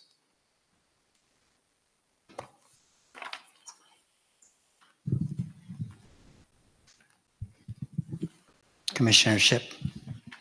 Yeah, real quickly. So I know it's our recommendation was to look at the initial detention records, but so in this process, what you're saying is by not including DYD and credible messengers and everything, we're not looking at how youth program. We're not looking at how they are within the facilities as well to see if they're being released as well. Because I think that's also a little bit part of this recommendation to see everything. Not the initial is 1A, but everything, how they're programming, what are their mental state, how can they be released home? Are they ready to come home? So is that being considered in this process? Specifically, and the reason I asked is because you said DYD isn't a part of this, or credible messengers or programmers, but that they know that information, and not so much the supervisors on the probation ground.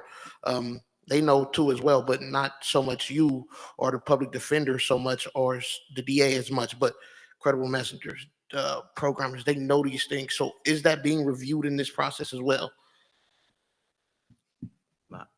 Commissioner, I agree that all sources of information that give us insight into the young person are important. And if what we need to talk about is a mechanism to get that information to where it needs to be because it's not happening, I'm happy to do that. I'm describing essentially what's already part of our justice system and the folks that are authorized to be able to be part of it. But that doesn't replace, for example, hearing from somebody's mother, hearing from somebody's grandmother, hearing from somebody's credible messenger, from someone's, any lay person or religious person. We need that information. That typically goes to the case manager and is considered as it's part of that dynamic assessment to determine if somebody is ready to go to placement, for example. And it is our responsibility to get that to the judge.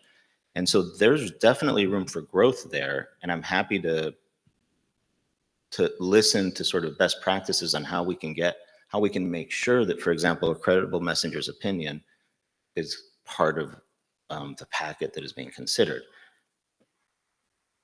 That doesn't mean they're part of officially the group that is, because I mentioned it's almost prescribed by law who is, but I think there is room for improvement to make sure that that is incorporated in there. Happy to talk about how we can make sure that happens. No, yeah, and I think that's the biggest important part, right? When we talk about these young people and you talked about the danger to community or public safety, if they are in a danger, they can be home, especially if their crime doesn't force them to be incarcerated. I think if you do look at and you do reassess, I think one of our biggest recommendations is take everything, not just the initial or whether the crime was there and it fits, or what the justice system says, but are they programming? Are they ready to come home? Did they graduate high school? Are they in college? What are they doing with themselves? And so I think my recommendation to you is to adjust this process to include that. Understood. And I just want to make clear, because I hear constantly what I think is misinformation, that probation is somehow incentivized to not want to recommend release. That just isn't true. In many instances, the period that they're in there is because that's the period that it took to get a placement. That's the period that it took for them to be assessed and accepted at a placement, because probation is saying don't go somewhere, because probation is saying, listen, they need to go somewhere that's safe. And so where I differ from perhaps this body's recommendations is, please put all of the energy into getting more resources so that the recommendations can be to release them to that place safely. Simply wanting for there to be a safe place for a young person to go doesn't make it so. And we constantly struggle with needing more alternatives faster in the process to be able to recommend release of young people. Commissioner Jackson. Thank you. Chief, when you and I met a few weeks ago, I thought we agreed on the fact that reconfiguring the population and sort of distributing them to other facilities would maintain the staffing deficit. I believe we nodded heads and sort of agreed. Confirm if I have that wrong.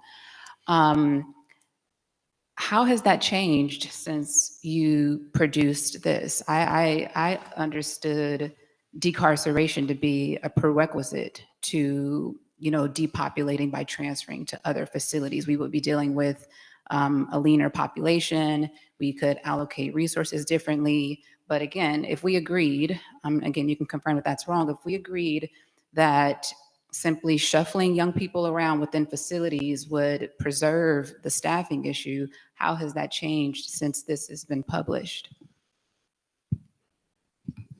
No, your assertion is correct that redistribution does not solve staffing. I wholly concur. There are slight efficiencies that can be met by how you organize but they're de minimis, right? What this report, I know you haven't forgotten my proposal on the global plan. Where this report differs from that is that this report is a response to a judicial order. And in that order, it calls for depopulation relatively quickly and calls out the use of other facilities. I think the public, and certainly they're not being helped by this belief system that the judge ordered for young people to be released. That's not the case. I mean, folks here are very interested and have lots of opinions on what that order said. At no point did it say that based on that order, any of the young people, Chair Mundo described how they're represented by different counsel and different bench officers. So naturally, this order didn't take over as a class action for all of them and say that they could be released. And so I hear a lot of cries from the public saying, for me to release these young people, especially based on the judge's order, that's not what was done. I'm responding to the judge's order to depopulate through the redistribution of young people. On top of that, there are a few other things that have taken place, such as what I described earlier, which we're going to return to because you want much more detailed information, which was an earlier review of cases to see if they were ready for release.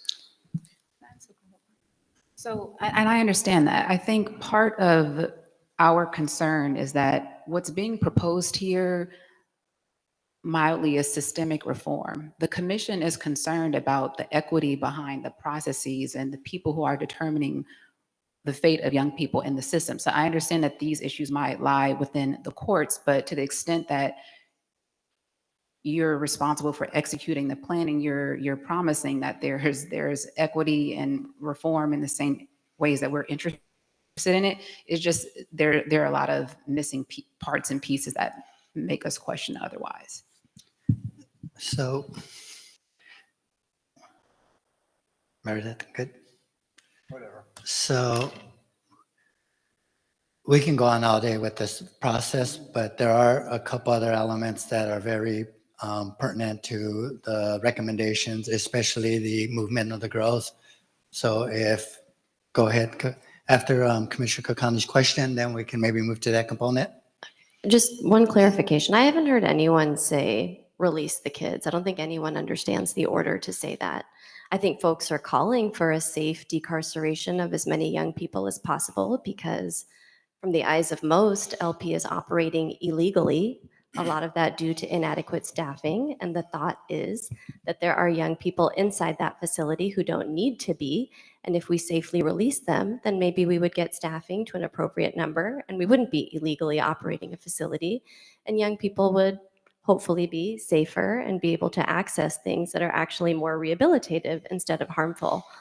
I'm seeking some clarification. I think you stated that you excluded 100 young people from your review or your department's review of who could be released.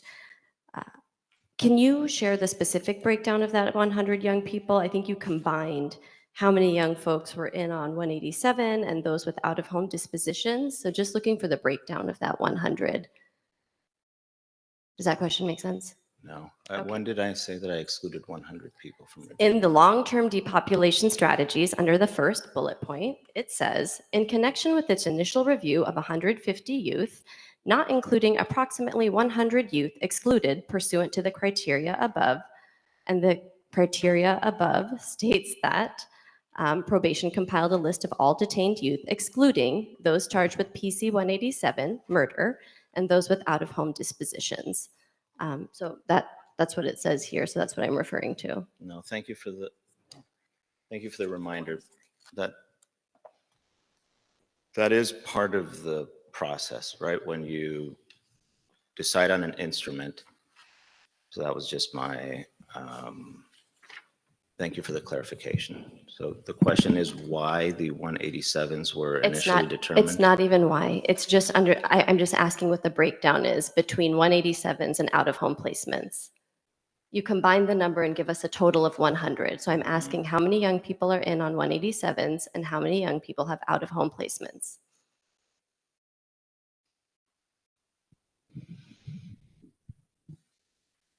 Give me a second. I might be able to tell you. Well, just to help you out, on December 1st, there were 50 for 187. We're using that static number. We had 58 for 187, 1 for manslaughter. But I'm not going to be able to get you the out-of-home placement. Sorry, you said so 58 plus 1? So you said 58 in on murder and 1 for manslaughter, so 59? Yeah. Okay, so approximately then 41. You said approximately 100 youth, so I'm assuming it's divided by those, I guess, 3 buckets. Yeah. Manslaughter. Probably. Okay. And then is this the review that you all conducted of these cases? Was this like a unique review or was this something that was already in place, if you know? Like, was this specifically in response to the crisis that is happening per the judge's order? This was as a response of a requirement by the judge. So it was an additional review that wouldn't have otherwise taken place. Okay. And that review was not devised by you. It was just by the folks who, I don't know if it was IDC or like it was a group of folks that came together and came up with the review? Just trying, again, I understand that you might not have the details of the process, and that like maybe some of this questioning is offensive, but I think folks are just trying to gain some clarity. And I don't think the intention is to be offensive. The intention is to achieve something that resembles transparency and maybe even like accountability, because a lot of us care about the young people who are currently incarcerated and being subjected to things that are really, really dangerous. And if the process is fair, then we have to accept the results. It's just not knowing the process makes us question the results. And that's all we're asking, but we really should move on to. I mean, if there's not an answer on like who the group of people that devised this review process that I think he already answered didn't- that he's going to get I back mean, to I think us. it was like we didn't know who conducted the review, but I'm just asking like who devised do we know who devised the process? It should probably Same part question. of when he gets back, yeah. I heard the entirety of your comments. I think I've already stated that I would provide further information to your satisfaction. Perfect. And we can go through the second one, please. So B was send all post-disposition youth to their placements within 24 to 48 hours in alignment with the July 23rd, 2024 board motion and best practices. We certainly, or maybe I need some clarification, but I read this to read to expedite the process once there's a placement order, because sometimes, you know, every day delayed is an additional day that a young person is at LP, rather than ultimately what has been recommended and is considered a more suitable place for them.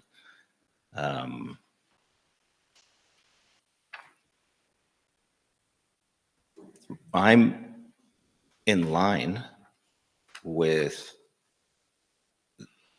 that sort of as a value statement. So our processes should align with the moment there is a placement order for us to prioritize and expedite them. I believe that is what we're doing, and where we have had some success. When you see the ADP lower at LP recently, I think that really the reason for that is this. Not that we've had an ability to take less on intake, not an ability that if you to see those. Now these are one-time gains, right? Because it doesn't change the influx. And there are some things that are within our control.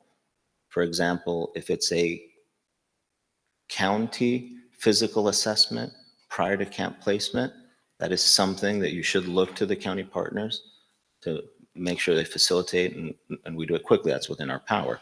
Some other things may not be. So it just, I concur, and I'm committed to the spirit of this, understanding that there are individual cases that may take more than 48 hours, and that might actually be beneficial for the young person to delay. You know what would help support that is if and we've asked for this data, just trying to get an idea of what the average time is. And maybe you are so efficient that that's the average time, but not knowing, because every time we get a population report, we see a number, but we don't know if it's the same kid that's been there for 30 days. So for us, again, the facts are the facts. You're not gonna negotiate out of that, right? If the average is 7 days, or let's say if the average is 2 weeks, and we've made every effort to improve that, but it doesn't work, then we can sit with that and know, okay, it's 2 weeks, and maybe it's on the placement side, the placement. So it's just not having that data that we've been asking for, and it's simple data, and it makes it difficult to really get an idea of what your challenges are. So you would like to see the time between a placement order and transportation to that ultimate facility. Okay. And I think it would be important for you as a manager, as the chief, to understand, okay, so when people do ask you, this is it, we've tried everything that we can to reduce it, and here are the reasons, but this is the fact. Yeah, no, I am very invested in how long it takes. I think that, of course, the body, you ask for that and get that. I would point to the department's proposal with respect to depopulation calls out, but in a different way, this precise issue, which is essentially to have a camp, a location that once there's a court order, they can go to, and that process can take place ultimately, right? So it is a version of the global plan that essentially says, look, if we do this right, then we have these staging areas that we could be faster at and that we can get a kid out quickly. So the dedication of one of the camps to essentially camp placements, and then we could start doing that, and they're already out of LP, is part of the proposal that was submitted to the court. Commissioners?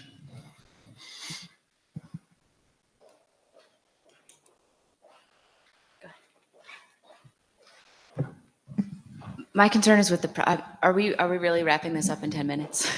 My concern is with the process here, and the questions on this will take us to the 11 o'clock hour, and then what? And I think we should talk about it. My understanding is the chief has to leave at 11. I guess it depends on how hard the chief stop is. No, we'll push as much as we can. So maybe the next item?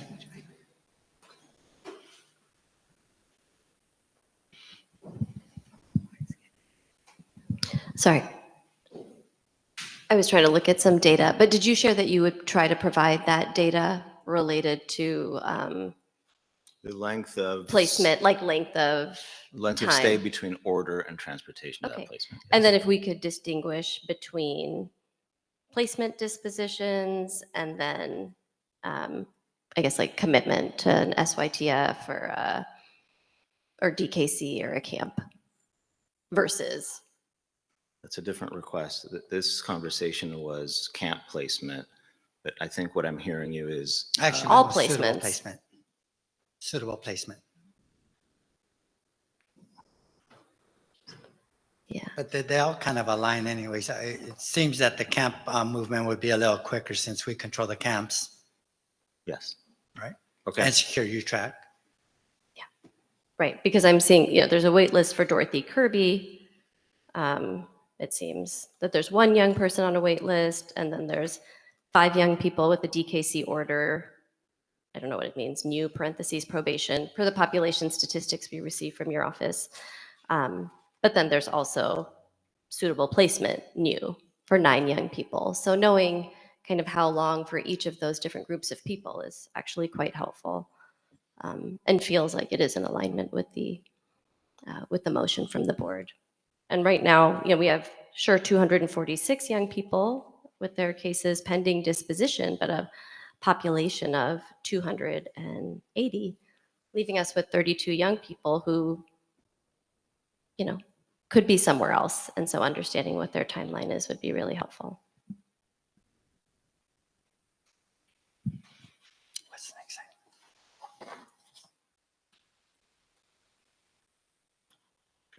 Move to C.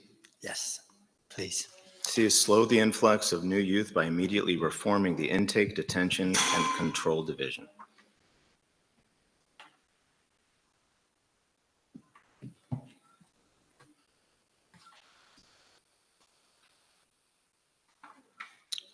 I gotta tell you, this is a tough one. This is predicated on a notion that we have an improper process.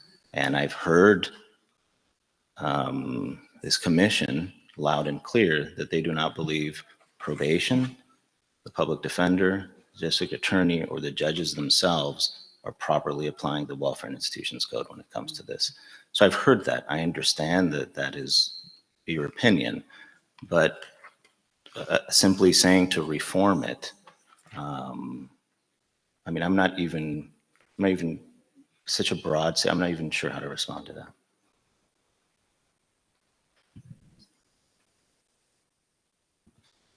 Well, I would just start by saying we had a series of town halls that were facilitated with experts around the codes that really did show that there's decisions being made, for example, within those first 48 hours that maybe don't have to be made. And legally, there is room to send young people home or to not detain them at all. And so I think that's a starting point because I think, yeah, that's a starting point. It indicates that maybe there is some training because an assessment that someone should be detained within 48 hours, some of the things that are required to be found, it seems like that's really difficult to make those kind of assessments within 48 hours. And I think training, for example, to even know where is their flexibility, it is a starting point.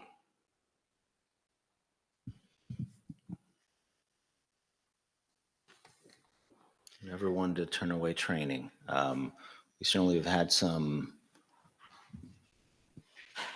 recent director changes in IDC, fresh look. Not saying anything improper was being done before, because I don't believe it to be true, but really sort of an abundance of taking advantage of opportunities. There is a new director there. It's a new opportunity to accept new training. Training is one of the hallmarks of what we hope to do in the coming year. It's why we have asked for a training center to professionalize our ability to do that. So I don't object to additional training. So you constantly say that we have 707Bs. And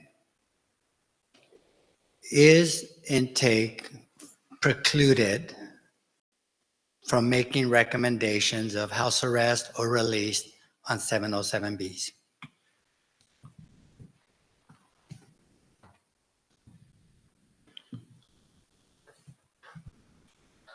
There can be appropriate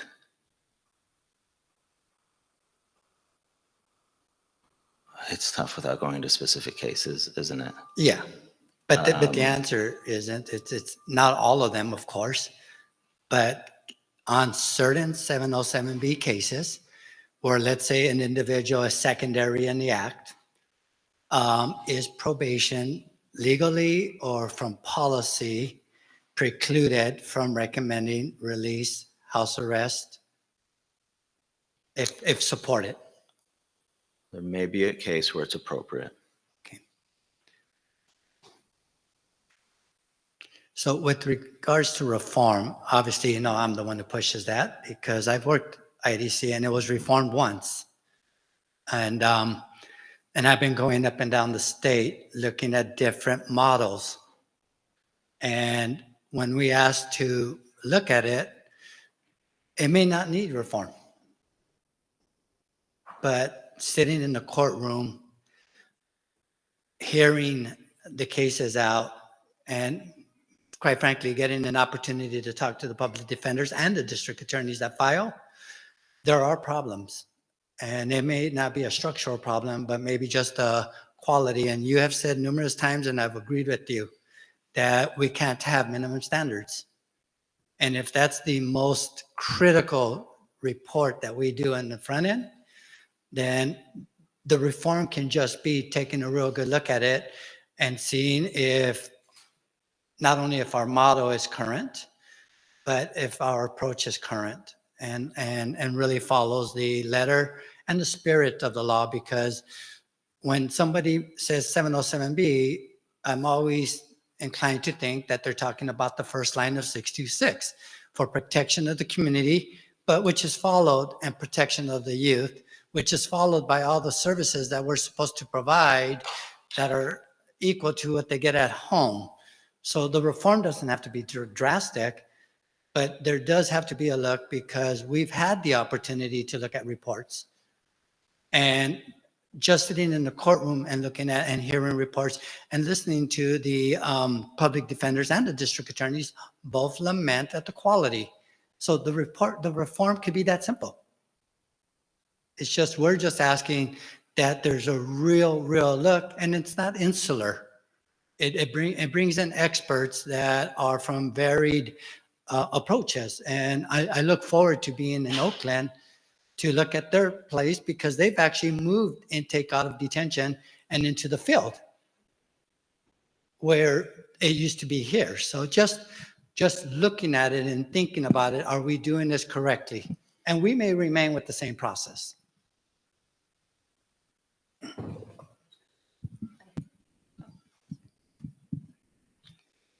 Commissioner Brooks, Harris, I'll get it right.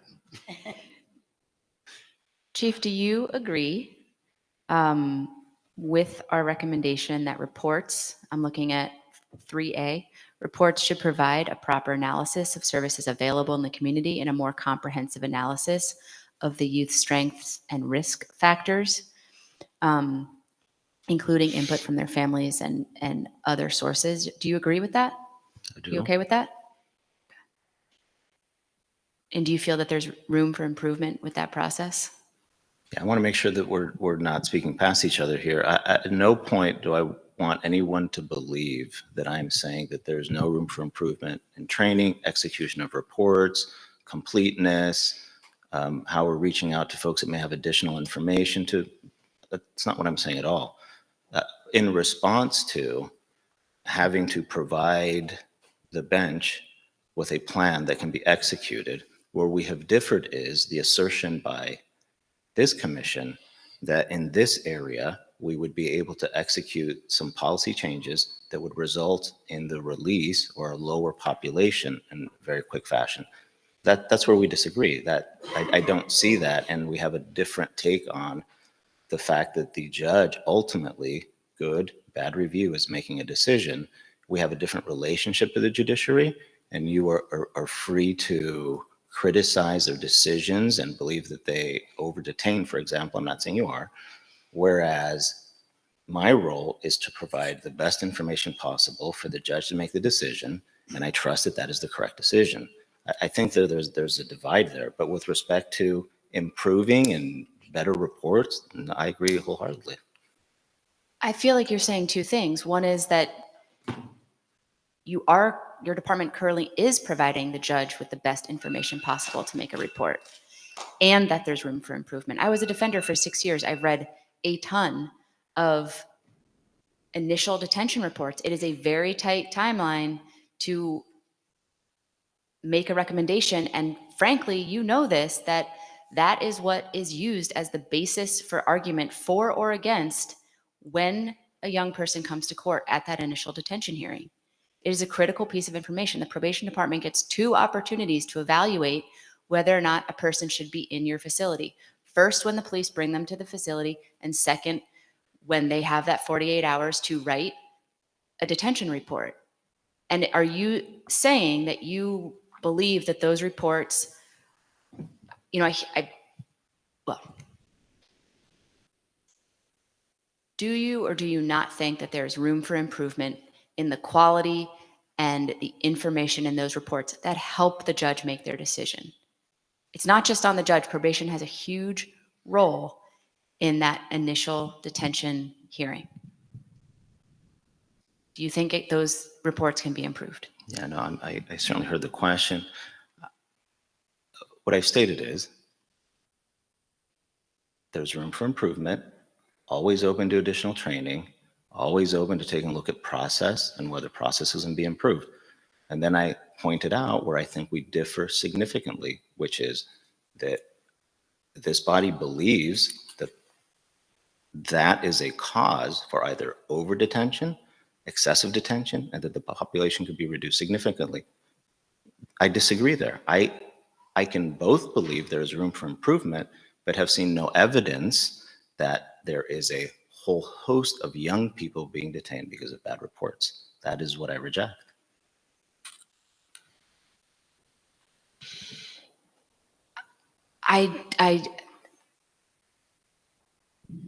Yes, we disagree.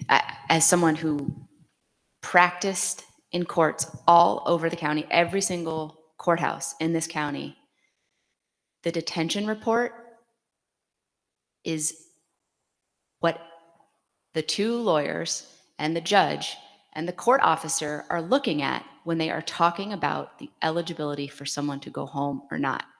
That is simply a fact. I don't really even think it's a case. It's hard to articulate why we disagree because it's happening right now. It's happening in 8 courthouses. We don't disagree on that fact. You described the process, yes. And so the probation department is the department responsible for writing the report. Therefore, the probation department has a huge responsibility in influencing what happens in that detention hearing. The information is coming from this report. The judge does not look at the police report. Only the parties do that. The judge is only looking at the detention report, basing the information off of that and what other limited information the defender can gather and the DA might have going into that hearing. That's just the way it works.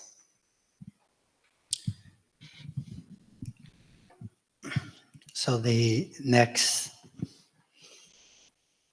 item. Recommit to reducing incarceration of girls and gender expansive youth.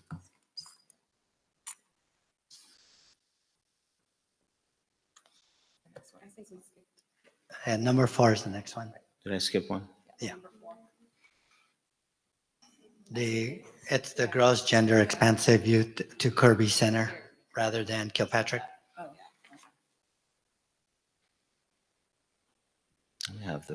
I may not have the amended one in front of me. Let me give it.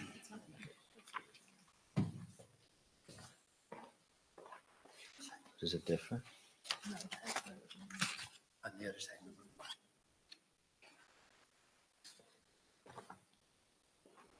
Oh, I'm sorry. I was following the board's motion is what I was going down, not the original POC. But that'll.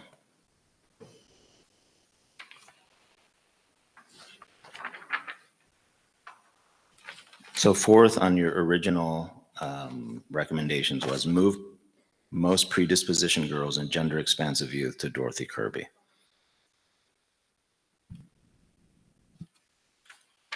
The probation's submission to the court proposes to move all of the girls and gender expansive youth to Kilpatrick.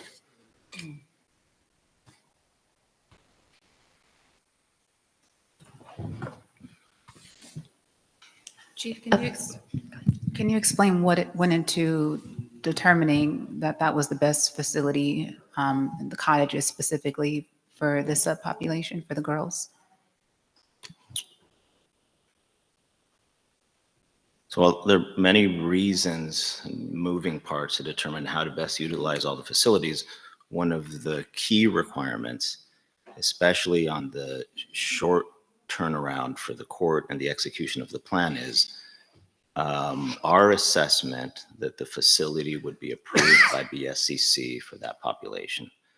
The facility that is the most modern and has any or maybe a few modifications that are necessary to utilize as a new juvenile hall is Kilpatrick. So physical plant, lack of modifications for it, that's one of the main reasons.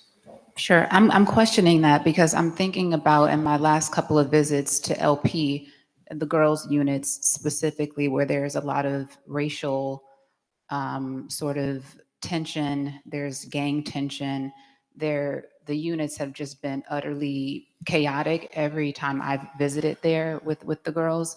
And so I question the physical layout of the cottage and the settings at Kilpatrick, consistent with the climate of the units that I've witnessed in the last month or so. And I find it problematic from my perspective that they would be expected to sort of coexist in an open environment where a couple of girls that I met with feel like a lot of the violence stems from fear that they're not protected and they have to kind of fend for themselves. So if you put them in these open cottage-like settings, my concern is that they're going to be more susceptible to that. I'm wondering like how much considered is giving to that kind of climate when you're deciding that this is the best place for them, because what I've witnessed is sort of contrary to that. I think we're talking about two different things. So one thing is physically, what are we closest to that we believe could be approved by BSCC? What you've mentioned is a very important consideration, which is when we take a look at the population, what are the types of things that we need to consider in terms of staffing and programming and how we're going to do this. I think you're very insightful, and that is one of the considerations that we're going to have to manage in terms of what order young people go there to stabilize the culture, what type of programming we're going to have, so I think you're right, but those are programming considerations. And with limited options and opportunities, we have to work with the locations that we have. And we don't have a perfect scenario where we can build to suit. But I hear you loud and clear on that concern. I don't know if that's programmatic though, like the living unit and the safety of it. Would you consider that like a programming issue? But that's what I'm referring to. Like, I mean, I don't know about how Kirby is set up right now, but I believe there are like individual rooms, which actually the girls feel safer with, like having individual rooms versus like a dorm-like setting. So are you saying that they're different things, or maybe I'm confused? No, I heard your concern and that you don't think that it's good because it's dorm-like setting. I was affirming your assessment and then letting you know that we're aware of those considerations and we'll manage it via some policy decisions on how they're programmed. There are similar concerns for some of the other populations, and we don't have a build-out possibility in 30 or short days for all of them. So these are within the options that we have. We believe that's something that we can manage. But I hear that you don't think so, or that you have concern about it. Commissioner Canales? Yes, so as you mentioned, you're aware of the concern. Does this mean you are reconsidering that, or that you would reconsider the move of the girls from Dorothy Kirby to Camp Kilpatrick now, since, raising the awareness of the very serious concerns, should they be moved? Would you reconsider that? Or you're just letting us know you're aware of it? Well, in part, yes, we're aware of that. This proposal, or the probation's proposal for depopulation, was already submitted to the court. There is nothing between now and the court hearing that would result in a change to that recommendation. Commissioner Kakani? Using Kilpatrick as a pre-dispo and post-dispo place, I think you said would require BSCC approval. Is that right? Yes. And this is a pilot of sorts. I can't remember if I read that like this is a new That would be concept. I thought that there was somewhere in the depopulation, I can't remember now of which of the documents that I read, that referred to this as like a pilot that you were hoping the BSCC would approve. Is that right? During the pre-inspection process, there are different ways or paths to come into compliance for a facility. One of them is a pilot and one of them is a straight pre-inspection. Those determinations have not been made by the BSCC. Okay, so it's a BSCC that will decide if this is a pilot or just a regular pre-inspection. We're currently in consultation with BSCC to determine the most appropriate path. Do you know what the timeline is for whether something is approved as a pilot or whether something is approved in the non-pilot pathway? Now, BSCC would determine their timeline in terms of inspection, what area. We would continue to work with them up into the hearing on the 16th, hoping to have as complete information for the court. Okay, so it's your hope that CBK will be approved by the BSCC for this purpose by the 16th? I wouldn't speak on the timeline for BSCC, but absolutely, yes, we would love that. Has the BSCC come out to inspect Kilpatrick for this purpose? No.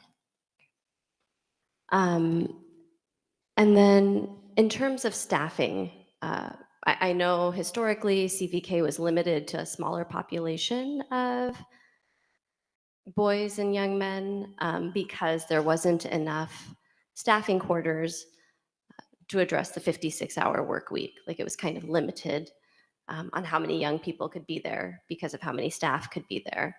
So what is your thoughts on addressing that? Will it continue to be a facility that utilizes the 56-hour work week? Any change to that would would likely require negotiation with the union. The anticipation is that we would continue, at least in the short term, with it being staffed on the 56 hours. And how many staff then can reside at CVK if it remains a facility that runs on a 56-hour work week? So one of the pre-inspection and assessment components of it would be additional staffing, additional sleeping quarters, and we have a number of solutions for that. So we would not increase the population without having the adequate amount of housing for them. I mean, that's been the biggest barrier to increasing Kilpatrick for as an SYTF step down. Yeah, I've addressed that with this body before, that is not my understanding. I know that that had been presented to you before, that staffing quarters had been the reason for not putting more youth there. But I recall early on coming here and saying that my understanding is slightly different. And it really had to do with objections and concerns by the local community of how many of these young people we had there. But regardless, you would probably need to build additional staffing quarters for the girls and gender expansive youth. Is that right? We would need more staff and we would need more staffing quarters. More staffing quarters. Is there a budget for that build out? It would not require for us to ask anything beyond what I already have in budget. I understand that it's not something that you would ask for more money for, but I'm just curious what the budget is, right? I mean, those dollars could presumably be used for other ways to make facilities feel home-like or to fall into compliance with the DOJ settlement, for example. So I think that was one of the requests, if I recall correctly, during your initial presentation of the global plan.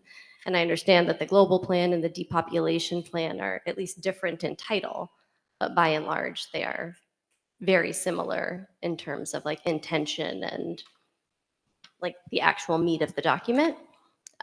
So do you are you planning on putting together a budget for this build out?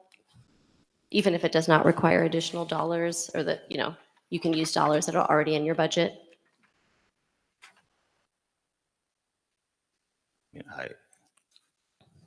Are you asking me how much it will cost? Mm-hmm. Yes. I don't know how much it will cost yet. Okay. And your intention is to go from, I guess, right now, Kilpatrick is sub 20 young people, but your intention is to go from 20 young people to 50-ish young people. Is that right?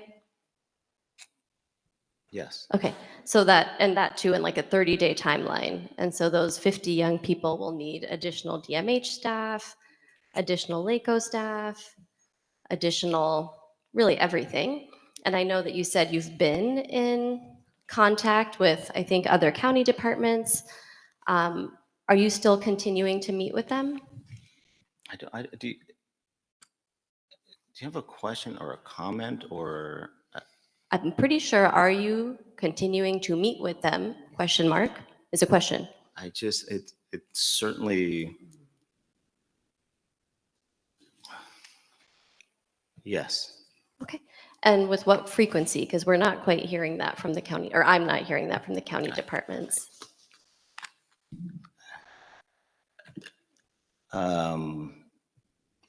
The meetings early on to develop the plan were occurring multiple times a week. I think they had then were reduced to once per week. I don't know what it is today or when we speak, or if they're pending the court hearing. And when you say the plan, you're talking about the depopulation plan, the global plan, or both one? Both. Okay, the same. So, sorry, is the public defender a part of those meetings? No. Okay. So there's no kind of conversation around how, like, if attorneys would be able to access their clients now, like pre-dispo youth and especially the pre-dispo youth. They're not part of this meeting, but there's certainly communication with them. So I believe Commissioner their Kakani, representation is otherwise. Commissioner, just in the interest of time, I think I would like to let the public interject for a minute. Any?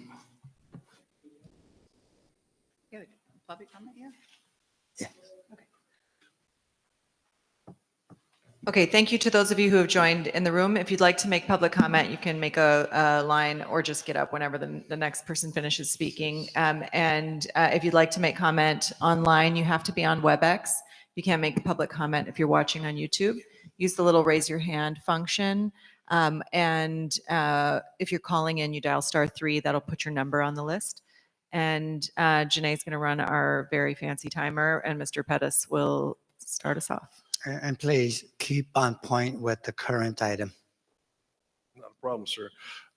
Just from the Cornelius Pettis, LA County Probation, just on the raw numbers, if we had 285 young people, I know that could change it, and going in and out. But let's just give an example of 285.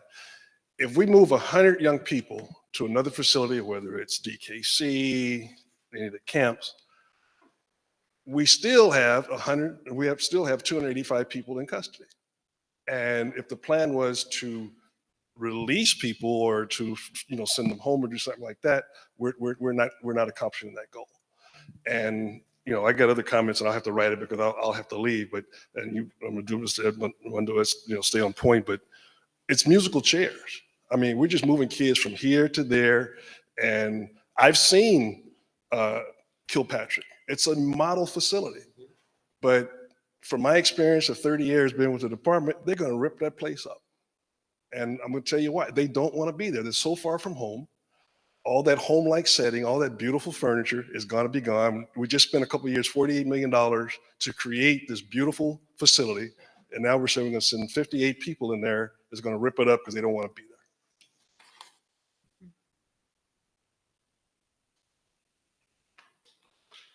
Good morning, Director. I have limited English language capacities, so I will try my best to stay on the topic. I apologize in advance.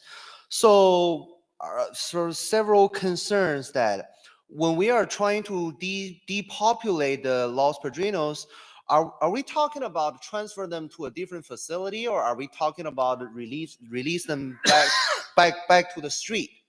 So if we're releasing them back to the street, I mean, I don't feel that's the correct way. If they were supposed to be in probation for 20 years and then they got early release, that doesn't seem fair to me. Second of all, if we are talking about releasing them to a different facility, that will create the same problem again and again, because the reason why Kilpatrick is so good is because, they are not overpopulated. So if we are trying to, depopulate this facility, so move them to another facility, then we are overpopulate the other facility, then the other facility will have to be depopulated, and then the bad circle will continue like a dead cycle. So I'm a little bit concerned about that when we are trying to depopulate right there.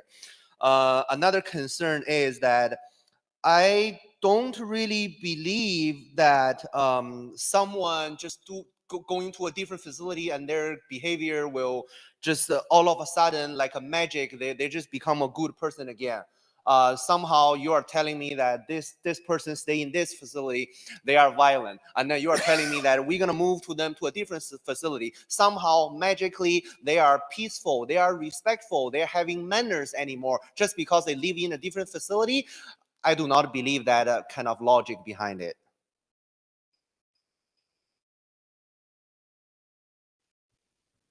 Go ahead, Lena. Thank you. I don't have much to say other than this is the most disappointing and most unacceptable report back I've seen. I hope Judge Espinosa is watching, because for him to approve a plan that has this many gaps would be unspeakable.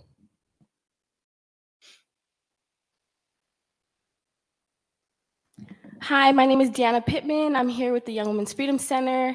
And first and foremost, I want to say how there's something so deeply unspiritual about this man. And I don't know how we got to a point where he is in charge of a department where youth and children,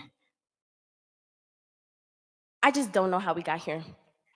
And I just know that we need to go far away from the direction that he wants to take us in.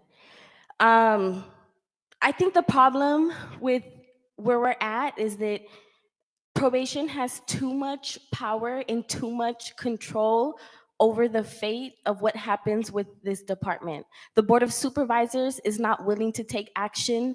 You all are the experts over this issue, but you do not have the power to do what you all so thoughtfully have created with your alternative plan. I don't have nothing else to say. I agree with what Lena said. We need to do better. Hi, good morning. Helen Eigenberg. I was there in the courtroom. I've sat in all the hearings with Judge Espinoza when he's with his court or the order, and I was there when he asked Ms. Epps to reassess every youth there.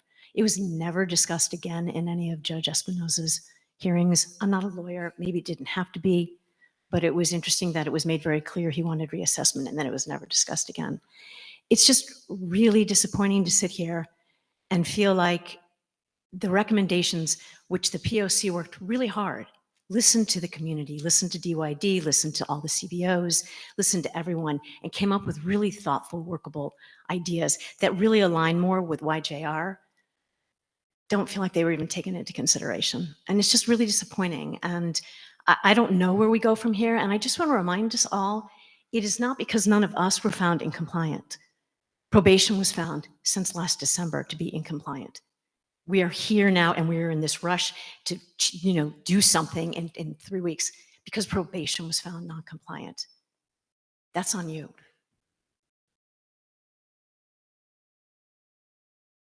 Hello, hi, my name is Jonathan Gentry. I appreciate all of you on this panel. I listen to you all. I really greatly appreciate. Hold on just a second. Yes, Janae, ma'am. will you reset the time? Will you pull the mic up so we can hear your voice nice and loud? And so the people on, thank you, Yes, ma'am. sir. Okay, we'll just wait till the time resets and you can start.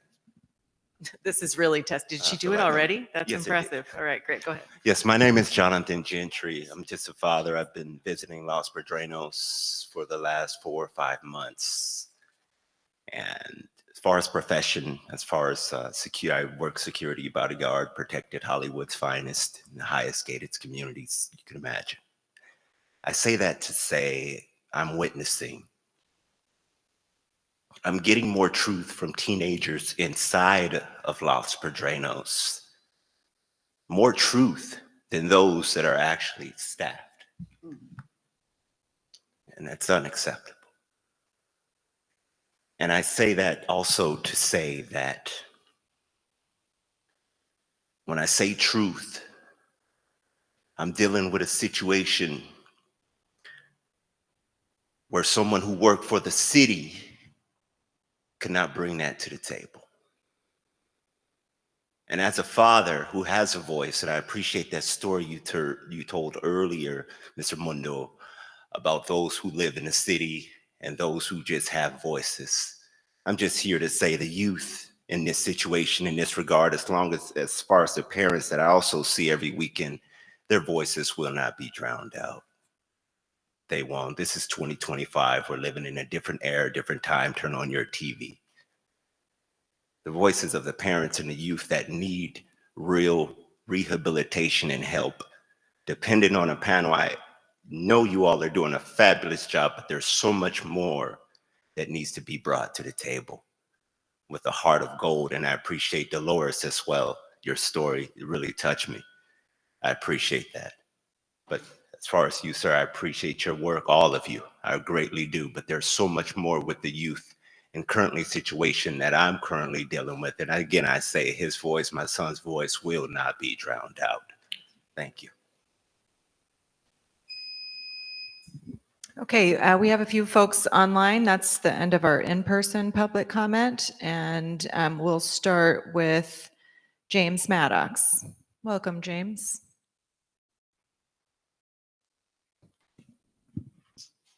Can you hear me? Sure can. Terrific, terrific. Many of you who have been on the commission know my position. $4 billion of liabilities the county has because of probation. And it is a $1,125,000,000 budget request for this year for probation. My position is still shut it down. You can take $300 million and enter into negotiation with either Ventura or Orange County to assume the children. And on top of that, you can realize the potential because you can sell some of the properties that currently are used for housing children to developers to build real estate. Because as I've been attended some of the meetings, some of the neighbors have been very upset about the adjacency of these facilities. I think that you just need to shut it down. I think that this demonstration today was a confirmation that the probation department doesn't care, and I request that the oversight commission propose to the board of supervisors that the probation department be shut down. Thank you.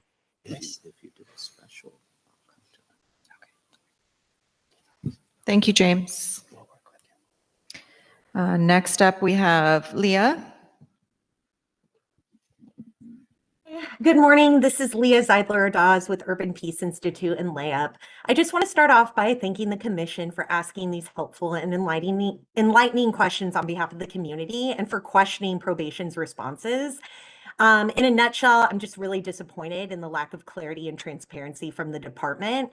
From what we know of this department, there's no reason for the public to accept minimal responses that provide no insight into their process with no data or written documentation to back up their statements. And I don't know why it's been insinuated that it's crazy for us to be questioning the integrity of the department as a result. I also want to ask a question, and I don't know if the commission wants to ask this question, but I just really appreciated the clarifications that Commissioner Harris gave around the power of probation's initial detention reports and influencing a court's order. Additionally, I think it would be interesting to know more about the information that probation is presenting to the courts. So what is the percentage of these initial detention reports that probation submitted that recommended release versus continued detention? I think it could be helpful to have this information in order to understand if probation truly has any commitment to addressing the POC's recommendations.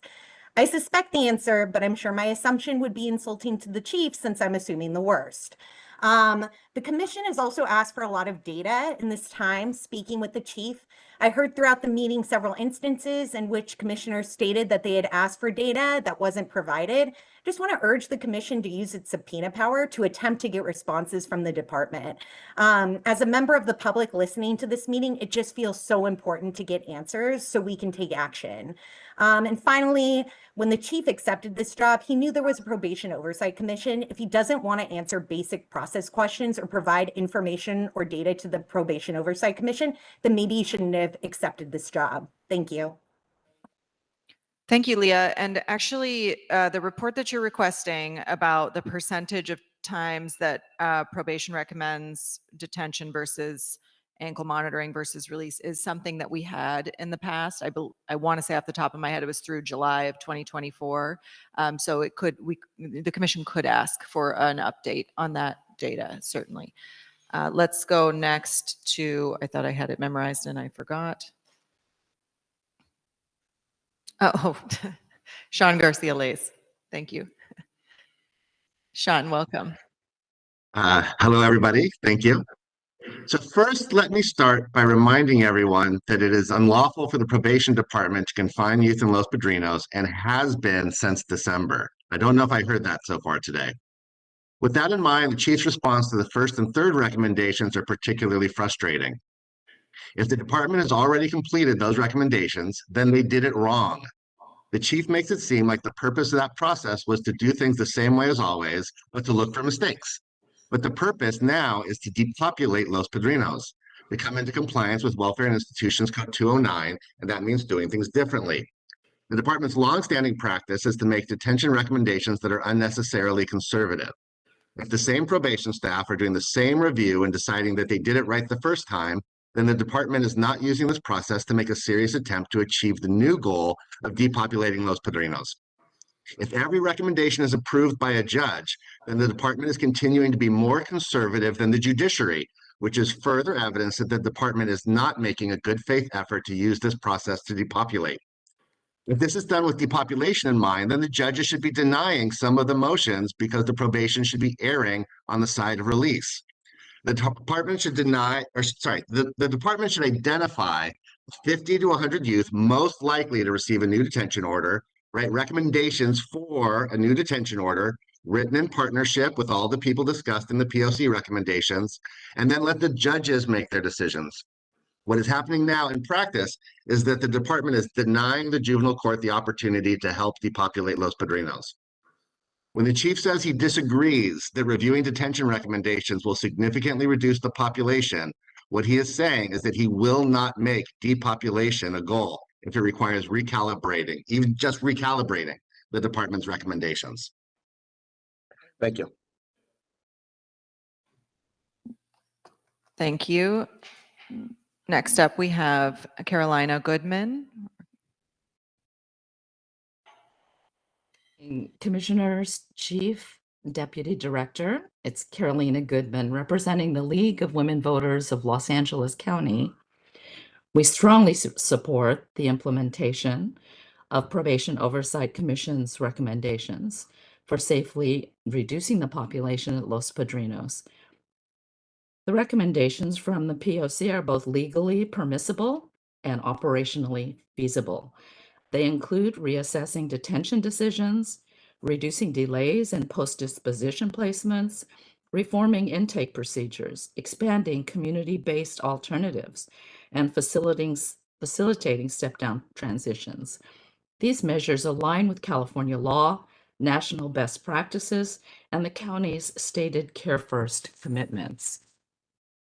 By tying these recommendations to a judicial mandate, requiring a written response from the chief probation officer, and elevating public oversight, the POC's recommendations offer a concrete opportunity to hold departments accountable and drive measurable action.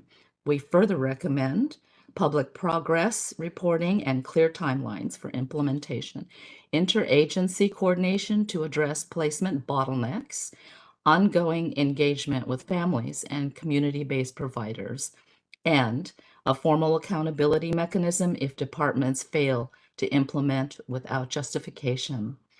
Thank you. Thank you, Carolina, and sorry for mispronouncing your name. Thank you for being here. And next up, we have Tauhida.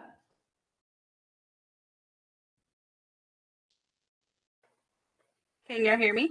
Yes. Okay. My name is Sarah Shakur, and I'm the Director of Organizing at the Youth Justice Coalition. I had a different speech prepared, but after hearing the Chief of Probation speak, I can't stay silent. Let me be clear.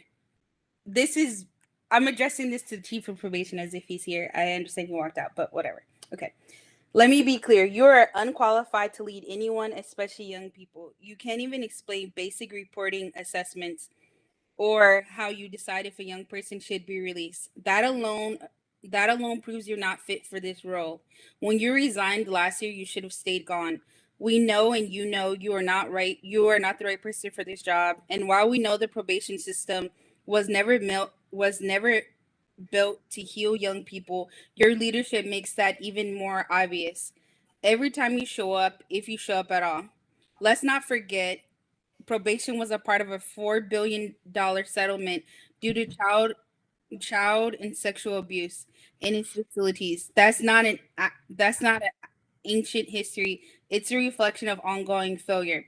But I also want to uplift what's working. To the Probation Oversight Commission, thank you for the strong amendments to the global plan. Your work shows what's possible in community leads.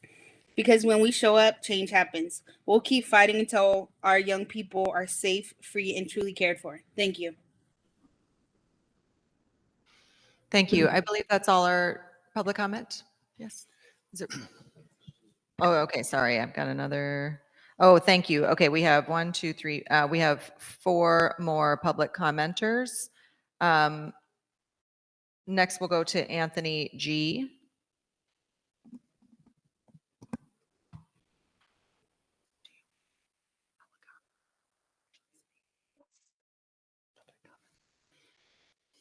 Anthony, can you hear me?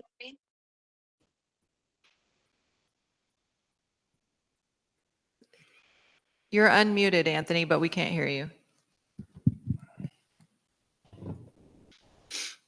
We'll go to Jacob. Me? Hi, Jacob. Yes, you can begin.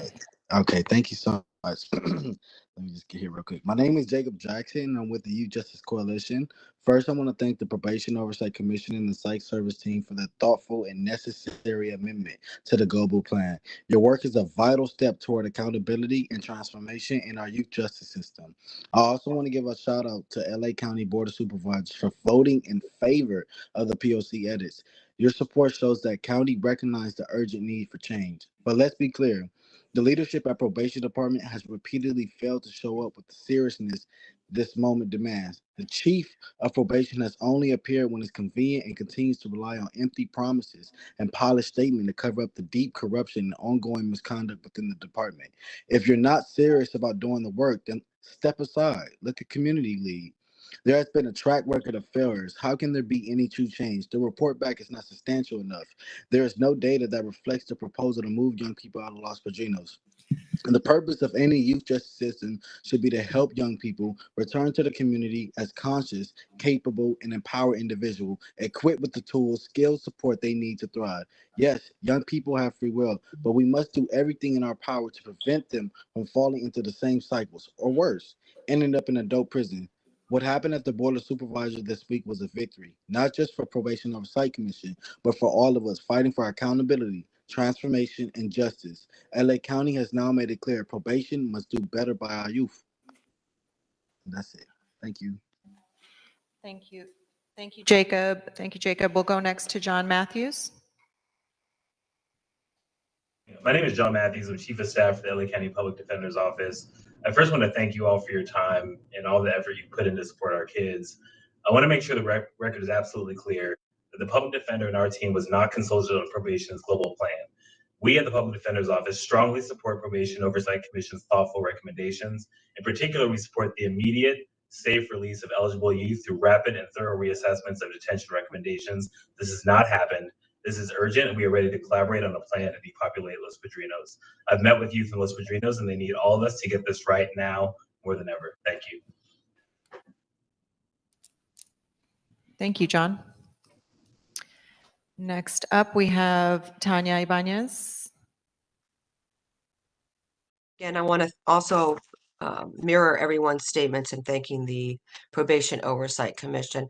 I just had one question. The chief mentioned that a review was done in the past with the court and the district attorney and the public defenders, and that only 2 youth qualified for release. And my question, and perhaps he mentioned it and I didn't hear him answer it, but what I wanted to know is this review process going to be an ongoing review process that's done monthly? Is it going to be done every 6 months, yearly? I'm just wondering on how often the probation department will be doing these reviews. Thank you.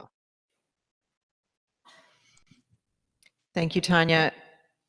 Those who are here in the audience can see that the chief is no longer here, so we won't be able to get those answers to those questions today, but the commissioners can respond about how they'd like to get answers to those questions at a future time.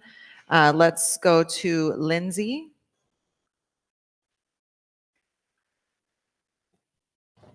Lindsay, can you unmute yourself? I'm unmuted. Can you hear me? Yes, please go ahead. Thanks. Thank you. My name is Lindsay Eichenberger, and I'm the Director of Youth and Community Justice with the Arts for Healing and Justice Network, and also here with Layup. And similar to Tauhida and other folks in the room, I had a different public comment written, but and although he's not here to hear it, not that he maybe would regardless, but the scale of negligence and the deep lack of accountability or transparency that was displayed today by the chief of this department is so disturbing. He shows up totally unprepared for an extremely basic line of questioning around a plan that he is asking us to buy into, that he allegedly is confident in, yet can't recognize his own words when they are read back to him, quoted directly from his plan. He repeatedly accuses of the community of calling for release of youth without concrete alternatives, and that's simply not true. The alternatives are here, that people are ready, and he's choosing not to hear and see it. He tells us he'll get back to us with answers to simple questions, yet the speed at which this plan is moving forward does not stop. It doesn't slow down. He's going forward and telling us he needs more time when the plan is moving on. And it's confusing how this is happening. And despite his statements, he is in fact, and probation is in fact invested and disincentivized, right, from releasing youth, because I think he knows that giving power back to the people means giving up some of his own. And I don't know if I have much more to say other than that, other than shame on probation and shame on Guillermo for his commitment to making decisions that actively harm youth and exclude community. Thank you to the POC for your recommendations and for trying to get some transparency around this process. Thank you very much.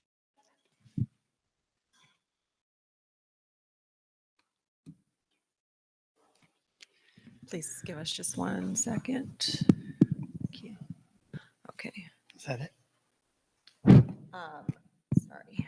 I believe we have one more. It's Maurice Callahan. Maurice Callahan. Okay. Okay, then that's it. Thank you. Commissioners, first let me apologize for kind of managing it the way I did. I just thought that, well, I thought that the public should have an opportunity to appeal to him while he's here. And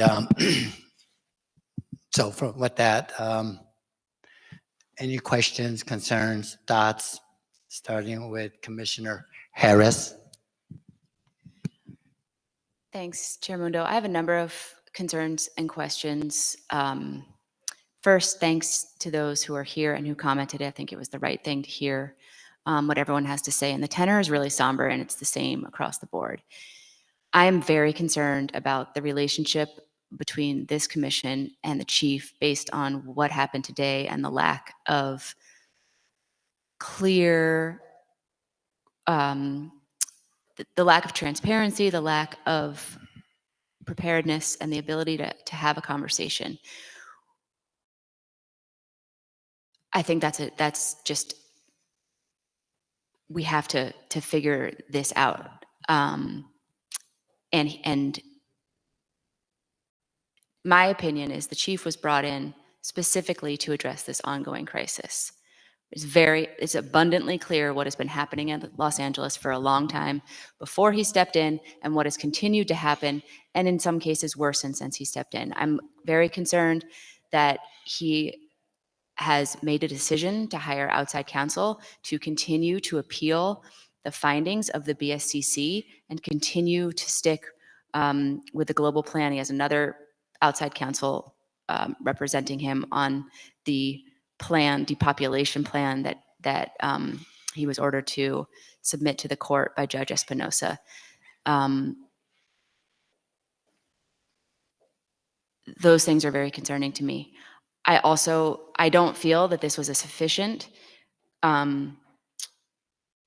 fulfillment of the unanimous motion that was passed by the Board of Supervisors 2 days ago to discuss our recommendations in detail, to get full and complete answers, and to have an opportunity for all of us to ask the questions that we need to answer, we need to ask, and to hear the answers and to understand. So I said this at our last emergency meeting, but I'm gonna put it out there again. I think we need to meet with more regularity. I think we need to meet with the chief with more regularity if we have to look to getting him here through subpoena. I think I would say that we need to do that, but I think that this is insufficient to fulfill the board's motion at a baseline. And I think that right now, given the increased and ongoing emergency, we need to do more. I'm sorry to my fellow commissioners who all have full-time jobs. Sure. I'd just like to say, Commissioner Harris, that the staff would support that if that's what the commission chooses. And also, the next regularly scheduled POC meeting is scheduled for June 12th, which conflicts with the BSCC meeting. So we had already considered the possibility of having to cancel or reschedule that meeting. So we certainly could take your instruction if there's a consensus by the POC commissioners to schedule a sooner meeting rather than one to replace that June meeting, or both. Commissioner Terry. So 2 questions. One, how does it get communicated back to the board that what happened today didn't at all meet what was called for? How do we report that back? Well, I under the impression that they watch our meetings, but if they don't, I'm sure that their deputies will peruse it, and we can always contact them and have them just view that part of the meeting. Okay. Or we can do a report back. You could certainly instruct me to report back. And then, are you answering this? I just had a second part. I'm going to answer that one question. Okay. Yeah, I do know the 5th district is watching the meeting, so they'll have that. Plus, I got to report back to them. Okay, because I just want to be clear for all who are watching is that it did not meet in any way, shape, or form what the motion called for. And then in regards to having a sooner meeting, I think my concern is that this forum doesn't seem to be productive. And I don't even know if we have a sooner PLC meeting that it would get us there. And so I don't know what the answer is, but it just seems like this isn't it, because I think the chief is going to continue to be defensive or give theoretical affirmations or objections. But I think at this point we need something concrete for every single recommendation, which is what was called for. So.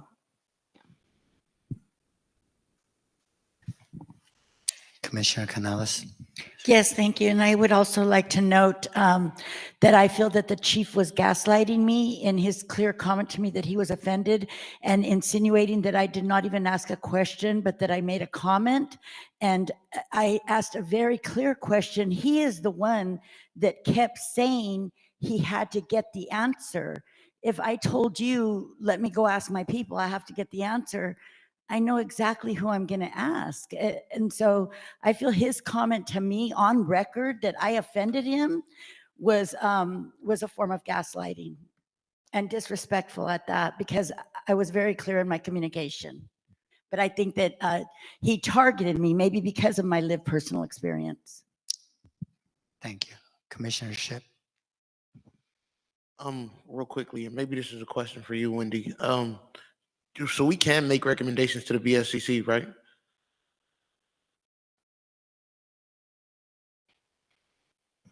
That's your job, is to ask me the hard questions, Commissioner Shipp. I'm looking at County Council. I would say that the commission can make recommendations, certainly to the board and the probation department. That's clearly in the ordinance. And the commission can pass motions with recommendations that would go beyond that. But obviously none of those entities are required to receive those recommendations. I don't feel comfortable, and I think I'd have to talk to Jansen about it, about what the format of that might take. But if you want to say what you're thinking, I think we might be able to process some of that right here in the meeting. And if not, we can certainly process it after the meeting. No, but the reason why I'm bringing it up is just because thinking about this plan that he says we got to go back to the BSCC and we have to get approval for this. I think moving the boys out of Camp Kilpatrick, and if anybody's familiar with SB 823, Section 1E says that the intent of the legislator is to place young people inside the least restricted placement. You move those boys out of Camp Kilpatrick and you're placing them inside the most restricted placement in the county. You have to knock to use the restroom, right? So when we talking about moving young boys out and moving young girls in, which is 50 young girls, around 50 young girls, and we're talking about moving around 20 young boys out, and he said the community won't go for it. I think if I was to make a recommendation to the BSCC, I would deny the plan, deny that they can bring those girls there and tell them to find something different. It does, especially if you have community concerns, if you have concerns, if you're trying to meet that SB 823 standard, and then also now you're talking about placing them in the most restrictive placement, then that means the county no longer has an SYTF count. And then we could even go to the youth, right? Like we've heard from all of the commissioners who go inside regularly that the youth don't want to be moved. The girls don't want to go to Camp Kilpatrick. The boys don't definitely, and I can tell you for myself, don't want to leave Camp Kilpatrick. Right? They fear that everything going back to Barry J. Nightoff will set them back. They feel like they are in danger. They feel like it's an impending doom for them. You cannot do a step down practice at Barry J. Nightoff because it's most restrictive. And not going to use the bathroom, you lose dignity. So that's really the intent of my question. And also, just he talked about SD3 as like the people in the community won't work with them. But I live in SD3. I know the people. I'm in Malibu regularly. I live in that district. I could tell you the people are willing to talk, and then you just have to talk to the people. But the refusal to do it is kind of frustrating on my part. Commissioner. No, I understand the frustration, but we work for the Board of Supervisors. I don't think we should circumvent them and go to the state. That's not on our purview. I think what you could certainly direct me to do is draft a letter with, for example, what Commissioner Terry said about the response to this direct motion and the concerns about the other plans, the letter that would go to the board, to the Board of Supervisors, to be clear, that you've done that many times. I mean, that's the role of the commission, is to submit recommendations to the board. I think I'll ask County Council if you have a thought about whether those recommendations could be sent to an outside party or to the state. And there's a microphone right up here if you want to, right there. Oh, maybe he can't reach that.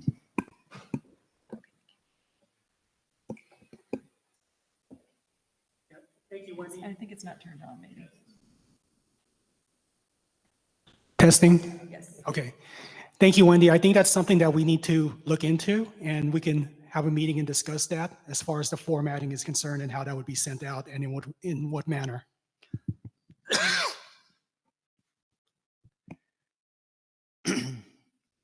Commissioner Kakani.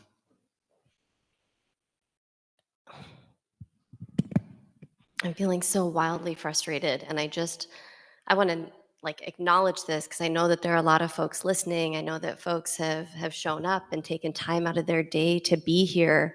I know that the POC staff reached out to the chief's office to invite him to this meeting. Attendance was confirmed. If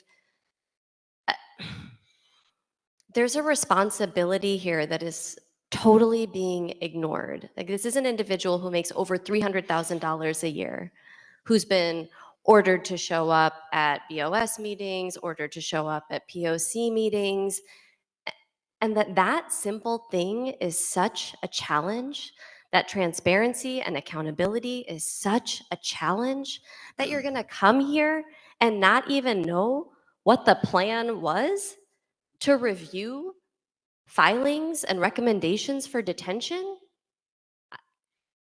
That just feels wildly unacceptable to me. And I don't know what it looks like. And I hear what you're saying, Commissioner Terry, about how this wasn't useful, but actually I found it wildly useful to hear the lack of thoughtfulness, the lack of preparedness, and the doubling down of things that I think we all know are only going to cause harm to our young people, and frankly, the staff too, was wildly helpful. To walk out in the middle of public comment, to stand outside for 10 minutes while people are sharing their frustrations, their concerns, their ideas, and to say, on the other hand, we're invested and we want to hear from community. Hard to reconcile those two things. I don't get how hard it is to keep a calendar. I don't make $300,000, but I manage to do it. If I'm running late, I let people know. If I can't make it, I let people know. If I have somewhere to be and have to leave early, I let people know. It's not that hard. It's not that hard. My desire would be to subpoena the chief. And maybe the subpoena needs to include specific hours. Because honestly, this is giving Villanueva. To completely ignore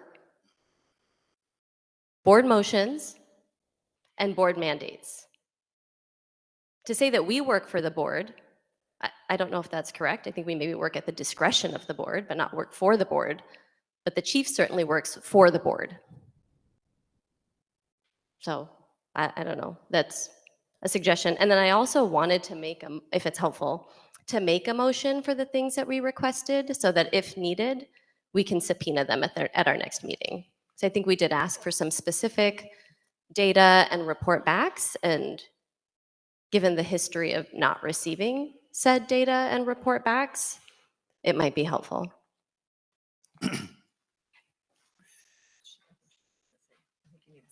Okay, sorry, let me pull up my notes.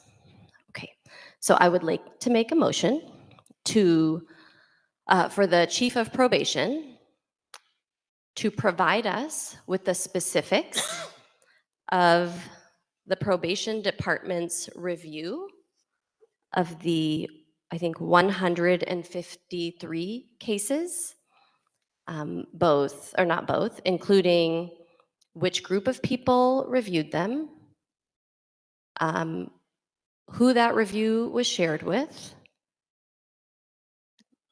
whether additional reports or amendments or individuals like credible messengers and community-based providers and updated PCMS notes were reviewed as they sought to make recommendations or chose not to make recommendations about the release of young people.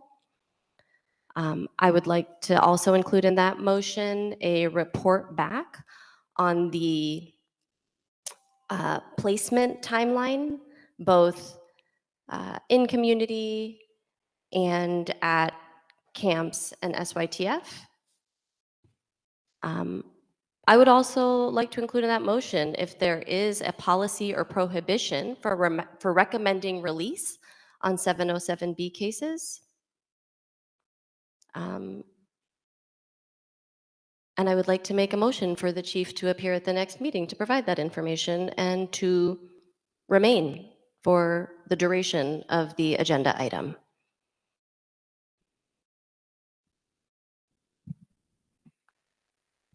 I second the motion. And I would just like to specify, thank you. I would just like to specify that when we ask him to remain for the agenda item, that we include public comment, to remain for the entirety of the agenda item, including public comment.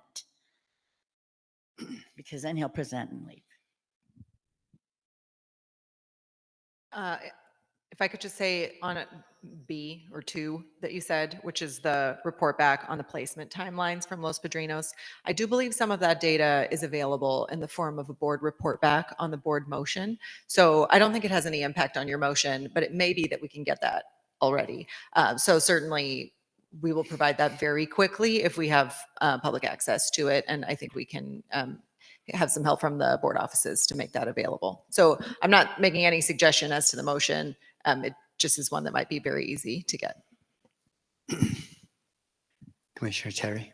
I don't know if you said this or if we have to clarify in writing that he provides those updates in writing, so it's not just random talking points. So just to finish off the concerns and thoughts, I think the saying is that the definition of insanity is doing the same thing over and over and expecting different results.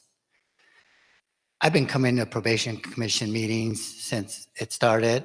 I used to go to the old probation meetings, and nothing changes when they present. He made it clear that IDC works. There's no need for change. He's made it clear to us that he's not going to move on where he sends the girls.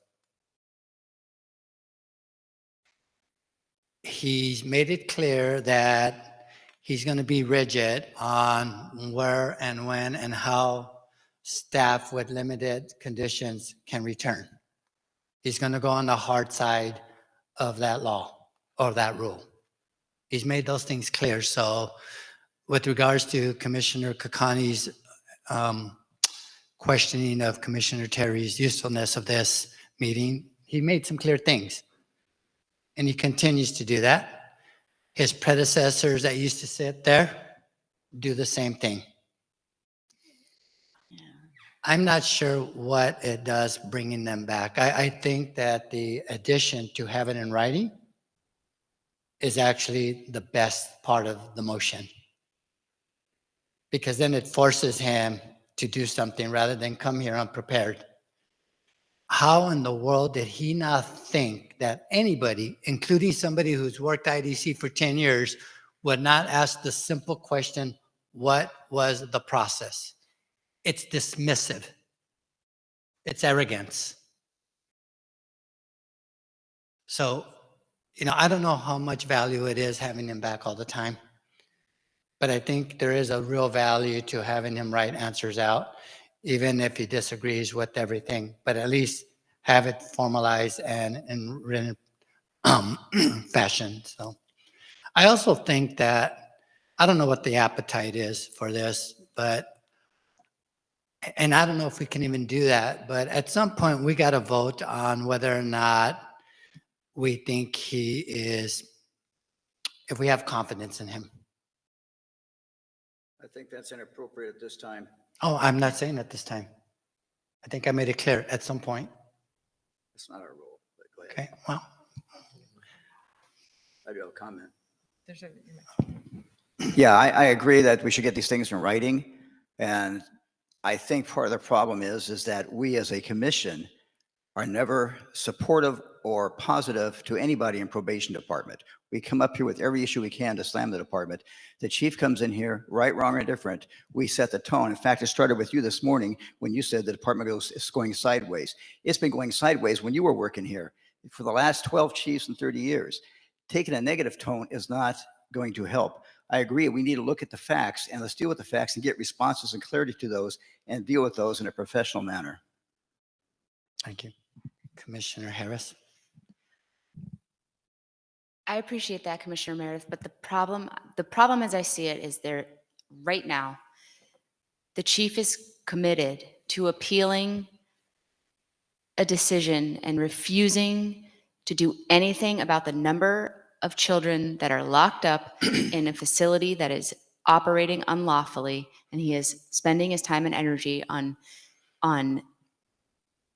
keeping those numbers as they are and moving people around the county instead of taking a clear and thoughtful approach. He could have been doing this for months, right? I said this at our last meeting, but these are not difficult recommendations to come up with if you have the will and the desire to do it. And that, I think, is the fundamental issue at this moment in time, right? We are talking about there is an outstanding suitability determination that has rendered that facility unlawful. And that is a major, major concern that just we can't seem to get anywhere. And I agree with Chair Mundo that his position is clear. He does not, and his position has been clear in his commitment to appealing the BSCC's findings and continuing to move forward with that, even though he lost his appeal within the BSCC to push that into the courts.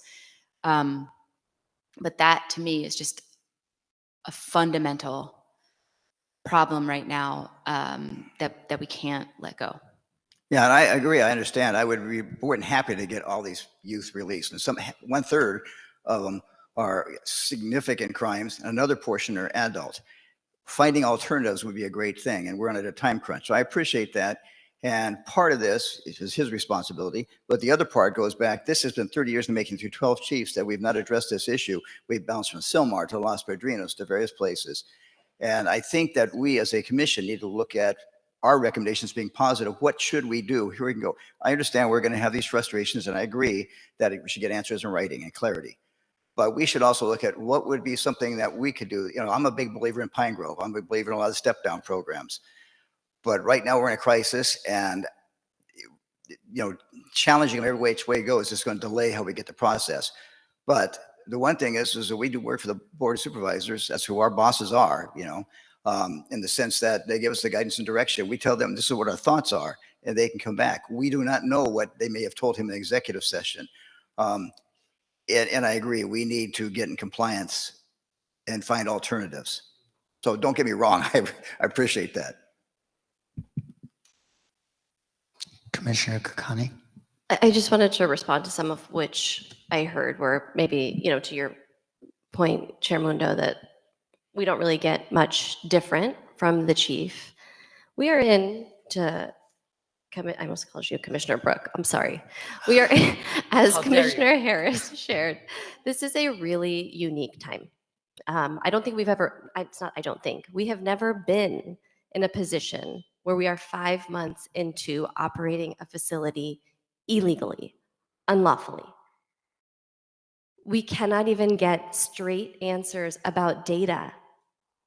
We don't even know how many young people are in there on, these violent crimes that you mentioned, Commissioner Meredith. Like, sure, that's just on the filing, but when we look at the facts, was someone just a driver?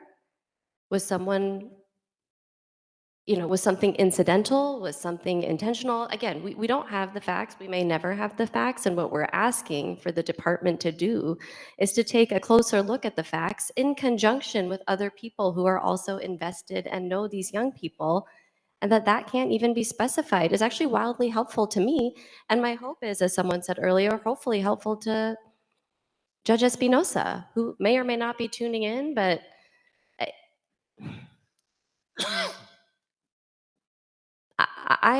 don't know. I certainly find value, and I do think that the public also finds value in hearing that this is how the chief shows up, that this is what his intentions are, that we're responding to a crisis and planning on moving 50 girls to CVK without talking to providers, without ensuring that there's enough housing for staff to even be there, without even ensuring with the BSCC that this is something that will ever be approved, but we're going to present this to the court as a plan, as opposed to doing something that we can do, which is actually looking at the cases of young people and figuring out who can we safely release.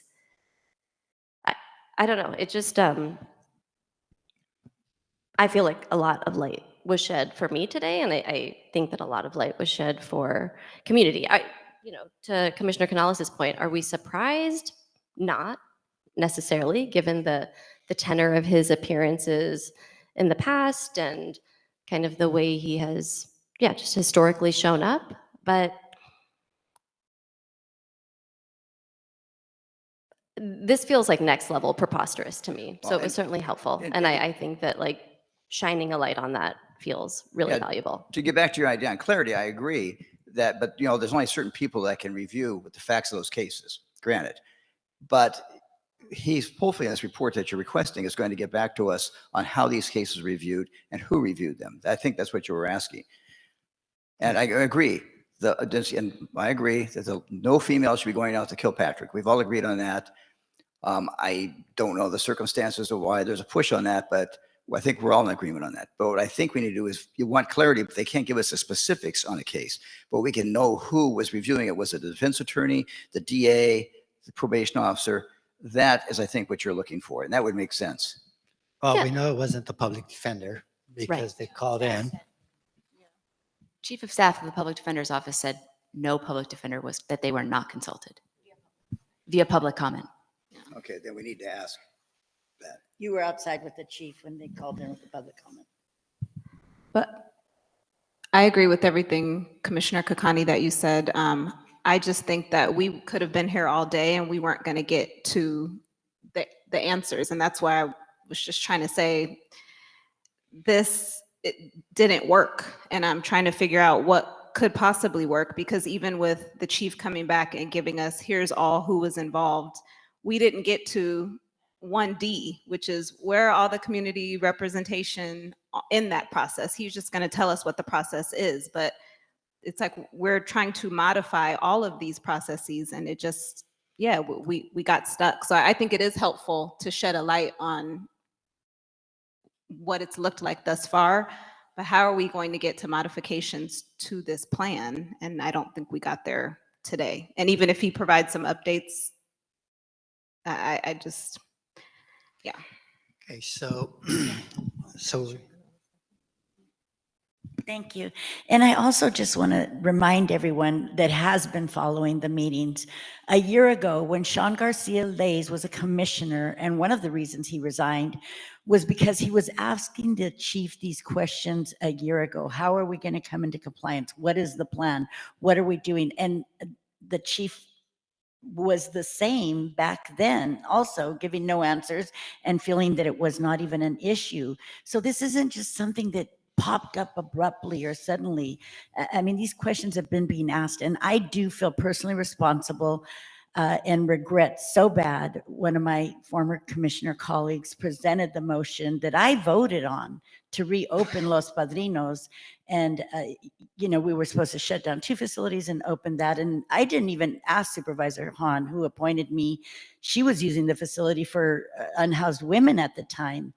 And, you know, I voted on this motion with a different understanding, but so I do feel responsible and in coming to solutions and to be able to be honest when we're not getting answers. I don't think that we are going to get them right now the way that we stand and that we've been attempting to. And I always lift up positive from probation. As a matter of fact, in my last meeting, I said that I'm afraid to even mention positive anymore, because anytime I lift up a director that's doing amazing or phenomenal at their facility, they get redirected and taken away from the good work they're doing. So I know I always make it a point to lift up all the positive that's been going on. And so I just wanted to make some comments to those statements that were made. okay, so we have a motion. So should it be take public comment? Yes. But did we have a second on that? Yes. Okay. Canales.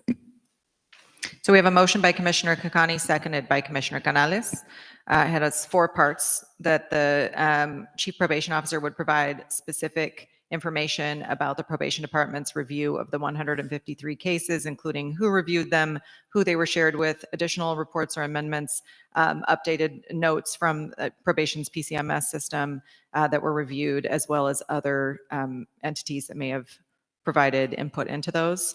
A report back on the placement timelines of the youth who are exiting from Los Padrinos through disposition or release. The policy regarding recommending release, in particular on 707B offenses, and a requirement to appear at the next meeting and remain for the duration of the item. I heard 2 friendly amendments, I suppose I would call them, that I need to get clarification. One is Commissioner Canales herself asked about making sure it's remaining through the end of public comment. So Commissioner Kakani, is that something you agree with? And then Commissioner Terry asked that the response to those reports be in writing. Is that something you agree with?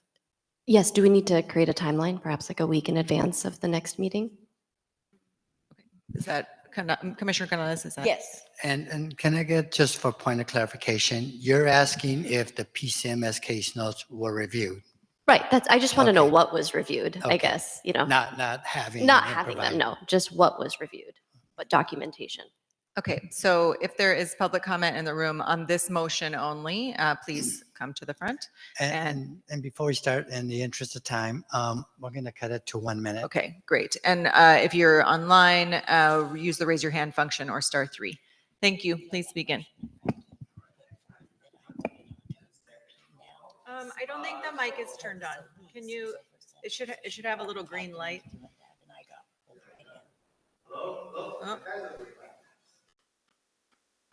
Oh. Let's switch it. We can hear you. Hello? Hello? Oh, all right. Thank you. Yes. I am about the subpoena, about the chief, about some sort of a no confidence conversation about the chief. I'm seeing a pattern right now. Remember during the Villanueva time, the commission fighting with the sheriff. And then what is the result of that result? Not so good, Remember that. And then the sheriff, and then they get rid of the Villanueva, right? And then we have a new sheriff, Luna, and then the same commission are fighting with the same sheriff, which is they voted in, they supported, they helped their campaign. So I'm seeing a similar pattern right here. What I mean by that is I heard so many commissioners saying, no confidence on this chief. Let's get rid of this chief. Okay, but my concern is when you get a new chief coming in, you guys are going to have the same comments towards the new chief because it happens for the last 12 chiefs. So I don't know how is that going to help if you get rid of this one chief. How are you make sure you can get a new chief that can satisfy you? Thank you. Good afternoon, Probation Oversight Commission. My name is Saul Campos, and I am a youth advocate with the Anti-Recidivism Coalition. Just to make sure this motion is on the one that Kakani just mentioned. Okay, I'm in favor of it, and one thing that I do want to mention is when Commissioner Schiff spoke up, he mentioned that, you know, if they move the female gender expansive youth to this other facility. No, not that one. Well, yeah, it's going to be detrimental. Like Jackson said, they're already having tension. You put a bunch of teenagers having tension in one little facility with no rooms, it's going to be disruption. But Mr. Schiff mentioned that moving the youth that are already there into a more restrictive facility, I think that would be very detrimental to their rehabilitation.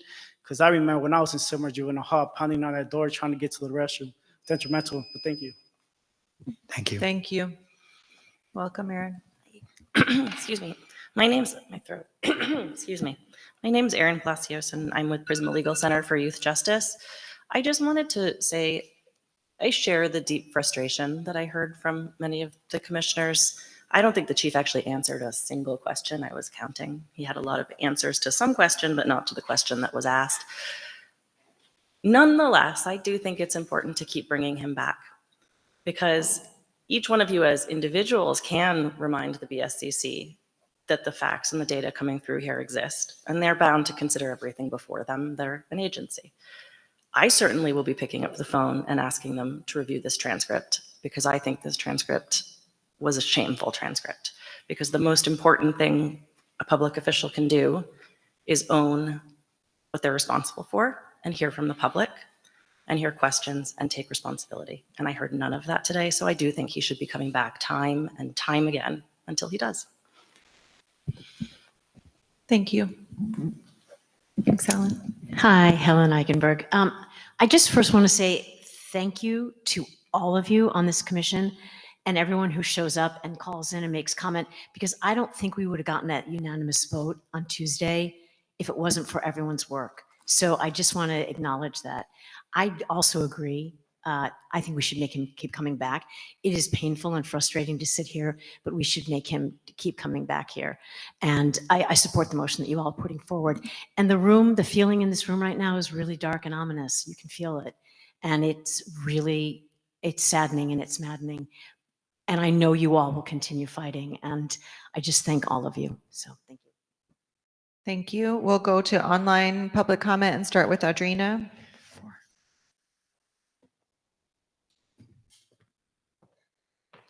Audrina, can you hear me?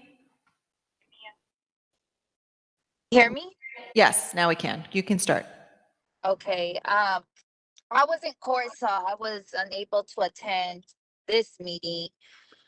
But just because I have 1 minute left, I just want the community to know that the next meeting, I have a whole presentation regarding the probation department, including scientific evidence and data to prove everything everybody has been saying about how it's been going. So I'm not going to just come with words, and I'm doing this because they keep tampering with my son's case, and they keep retaliating against me and my son. And I keep bringing this up to your attention that what are you guys going to do to protect the youth from retaliation, which is preventing parents from coming to meetings and speaking up. So they destroyed my son's case. He's a 4.0 GPA student, excelled. He achieved excellence. There's nothing more he can work on positive, and they still went out their way to try to destroy his court case. So the next meeting, I'm going to have a whole presentation for the community regarding the probation department. Thank you. Thank you. Next up, we have James Maddox. Yes. Yes, James Maddox. I am, the shutdown guy. First off, I would say that the chief's behavior towards the commission was dismissive. And I think the only way you're going to get his attention is by going to the people who appointed you and sharing with them that that behavior is unacceptable. And you all know, shut it down. That's me. Thank you. Thank you, James. Next up is Sean Garcia-Lace. Hi, thank you. I forgot to introduce myself last time, but my name is Sean Garcia-Lace, former Probation Oversight Commissioner and current Executive Director of the Peace and Justice Law Center. I have two thoughts. First is, I wonder if more information requests are in order at this point. You've made recommendations. He's made, I think, fairly clear in his statements that his review process is to do the exact same reviews they've always done, do it the same way they've always done, and to not consider depopulation as one of the goals, but rather that strictly the same standards they've always applied.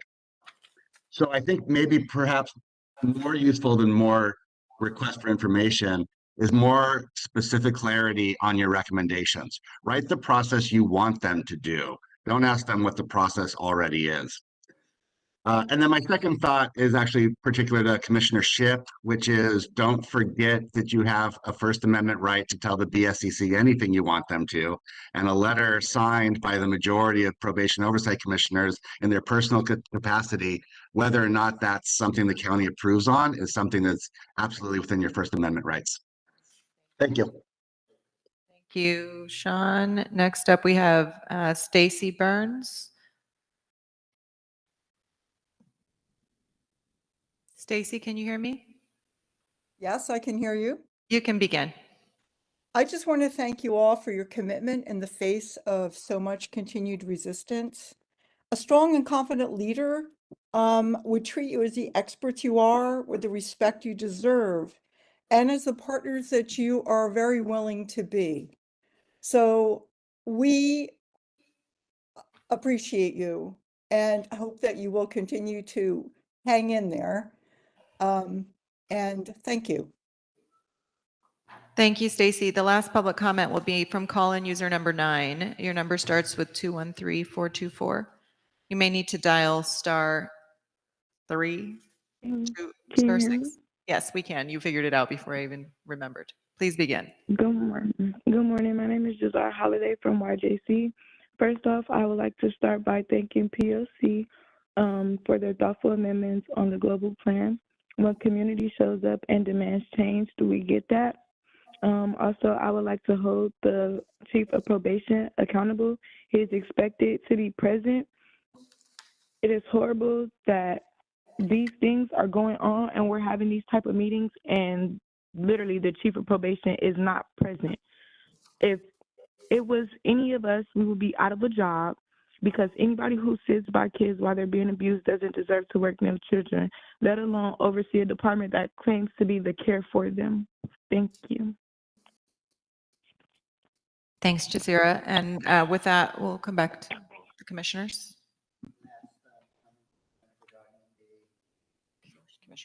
Oh, the motion? No. The motion.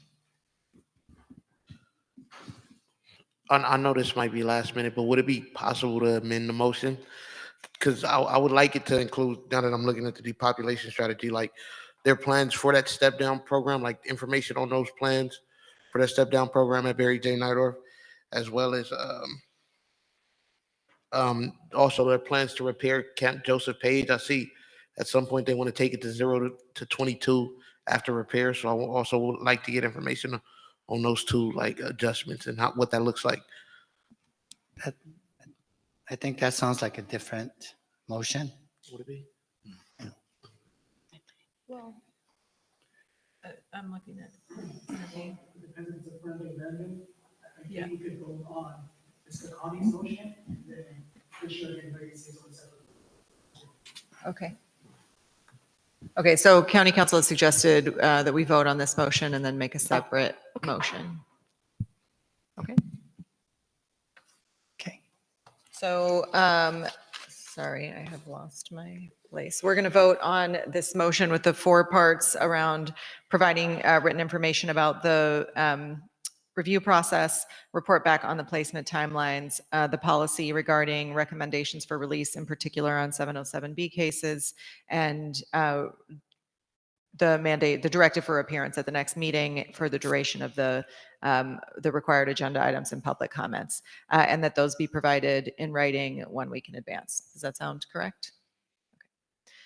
Okay. I also did not note, for those of you who are watching virtually, that Commissioner Jackson has had to leave, but we do still have quorum. So with that, Commissioner Canales? Aye. Commissioner Kakani? Aye. Commissioner Harris? Aye. Commissioner Terry? Aye. Commissioner Meredith? Abstain. Commissioner Ship? Aye.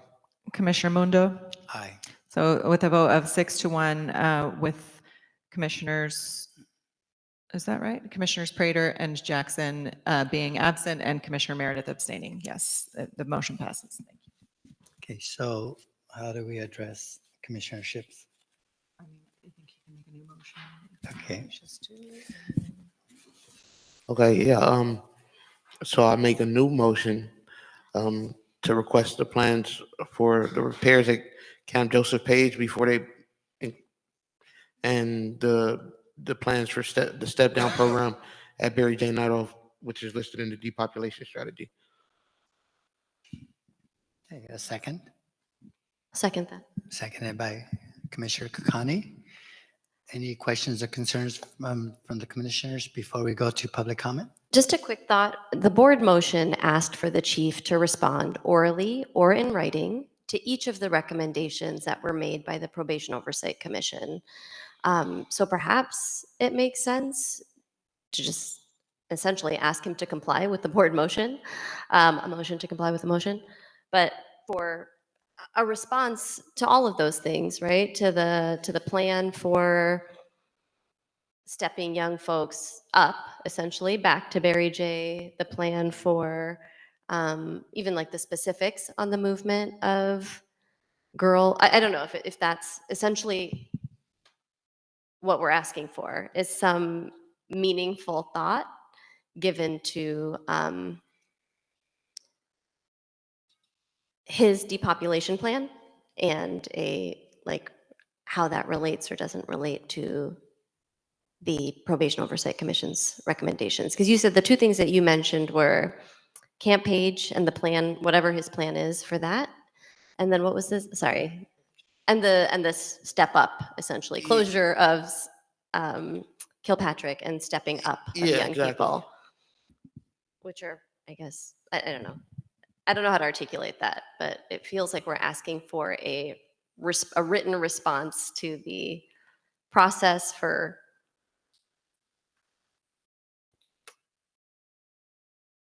what he's articulated in his depopulation plan, and also a complete response to what we've articulated, or like the remaining recommendations that weren't addressed.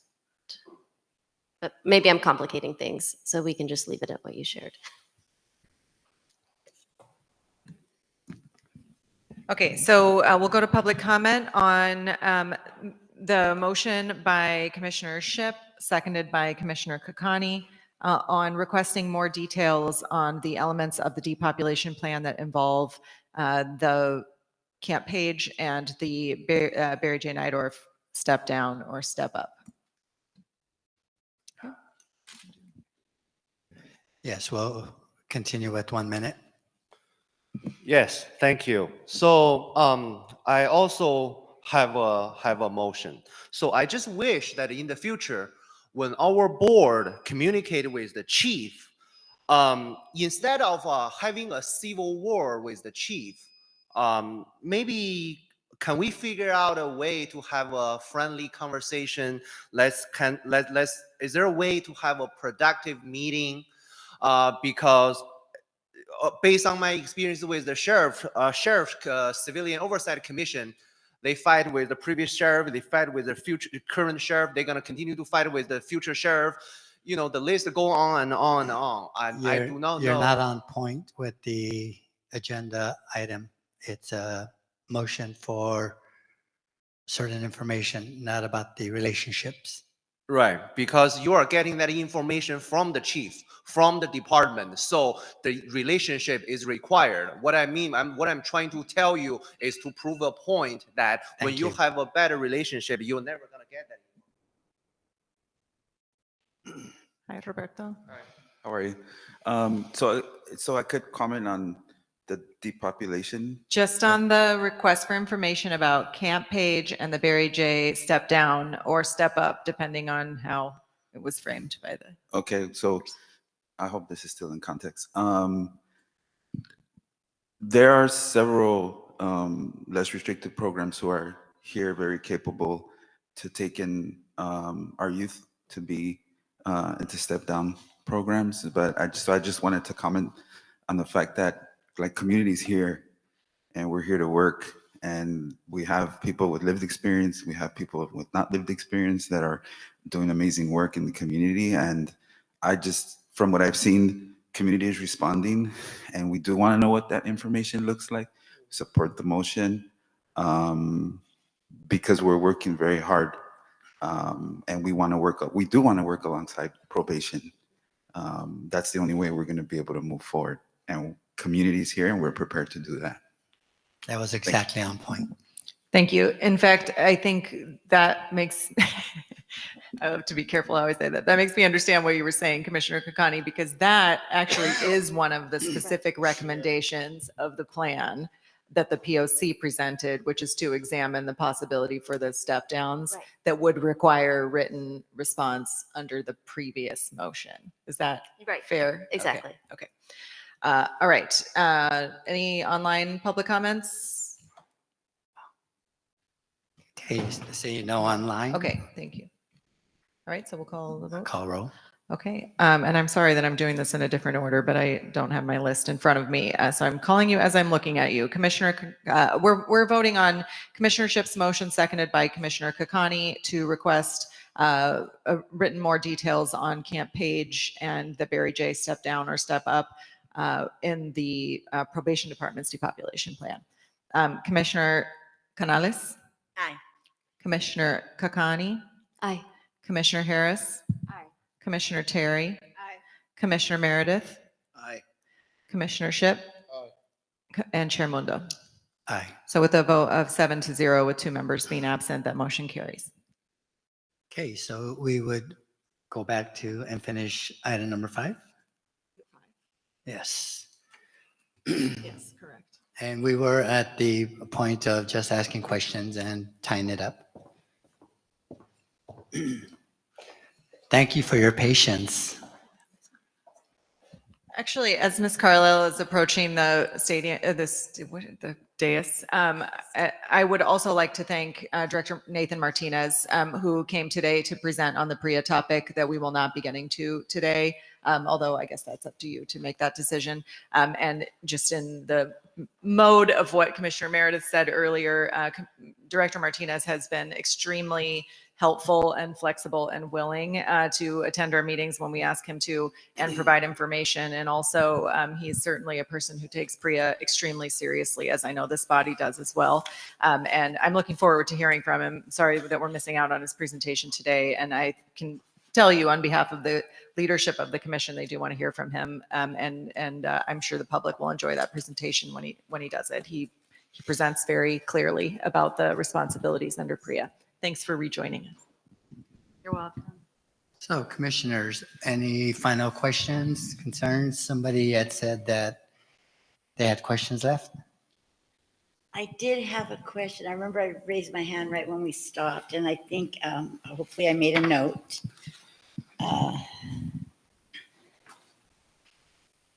Let me see it. Oh, yes. So the field positions that have physical class level 2 for light duty, this has been going on for decades, right? So are you using the peace officer code to make people deploy? Or is the chief using the peace officer code to make people deploy? Are you aware?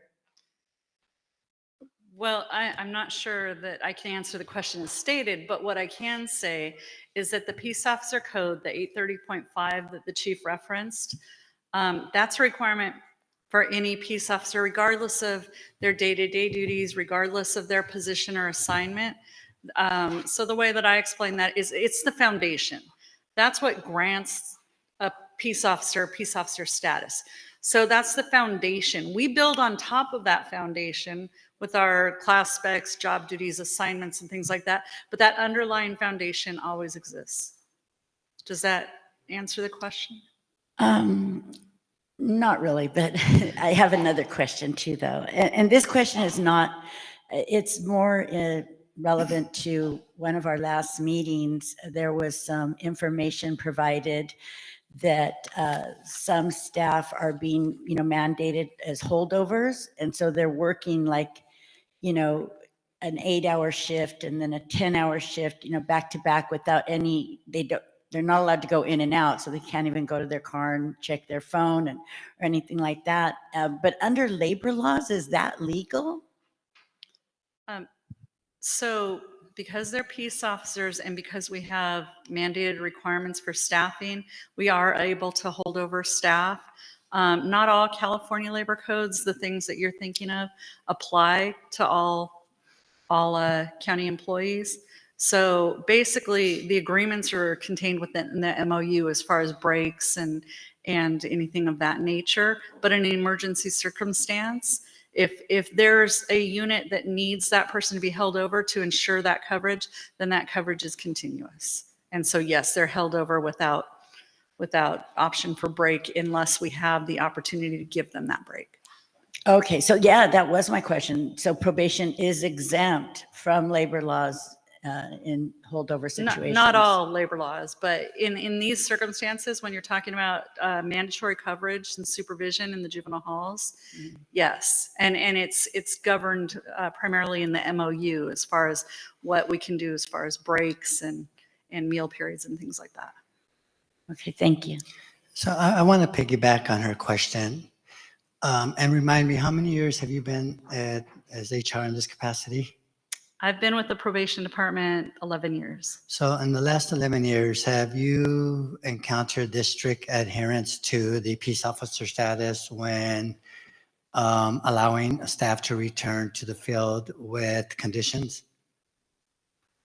Sorry, I think I missed an important word in the middle of that. Are we allowing what? Have you seen this strict adherence to the peace officer status in restricting staff from returning to the field if they weren't fully 100%? So the process I think that you're referencing, where we've identified a certain number of assignments, that was initiated last May. So before that, basically, if I had certain conditions and they didn't really affect my work and the likelihood of anything happening was low in the past, because I know when I was working, there were people with restrictions and were at work. And so this is something that's basically been implemented more recent, if I'm hearing you correctly. Yeah, the rotational assignment process in the field was initiated last May. Okay. We don't look at people's conditions, we look at the restrictions. Yeah. Just to be clear.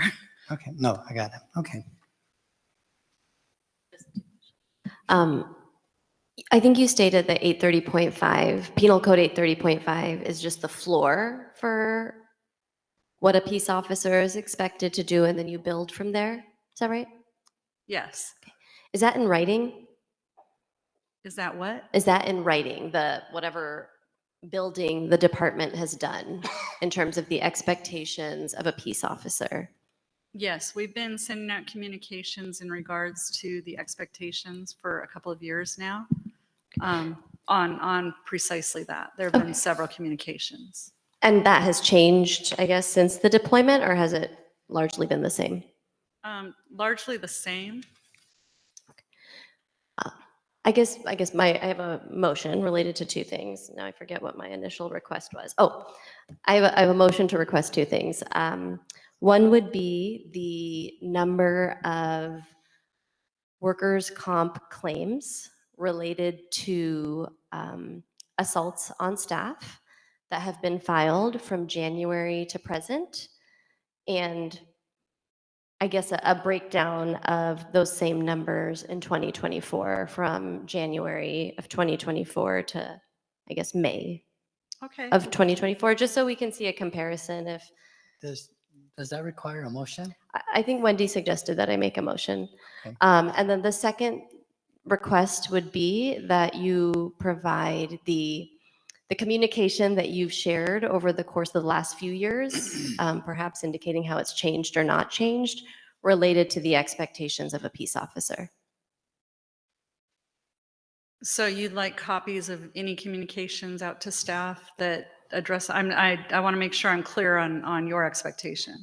I get, right, you said that 830.5 was the floor for the expectations of a peace officer, and that the department has built up from that floor, and that you've shared that building up or those expectations with staff over the course of the last few years. And so I don't know how often those expectations have changed or been amended. And I don't know exactly what we mean by last few years, but let's just go with the last 2 years. So May of 2023 to present. And what communications have been shared related to the expectations of a field officer and how, I guess, how they've changed. Okay. Okay. Okay, we're dangerously close to our quota and motions today.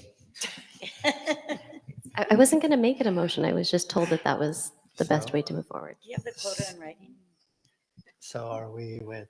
We need a second. We need a second. I second. Commissioner Okay. Canales seconds. So now you discussion. Any questions or concerns? We actually Public have comment. not taken public comment on this issue Mhm. yet. So we'll now take public comment on agenda item number 5, during which there was a discussion about the workers' compensation cases and 4850, as well as on Commissioner Kokani's motion regarding the number of workers' comp claims that resulted from assaults on staff, comparing January to May 2025 to January to May 2024. And the second is communications to staff regarding the buildup of requirements of peace officers in the field between May 2023 and present. Is that fair? Okay. And we'll limit that to 1 minute. Okay. So is there any public comment in the room, or raise your hand on WebEx? Okay. Okay. With that, would you please take roll?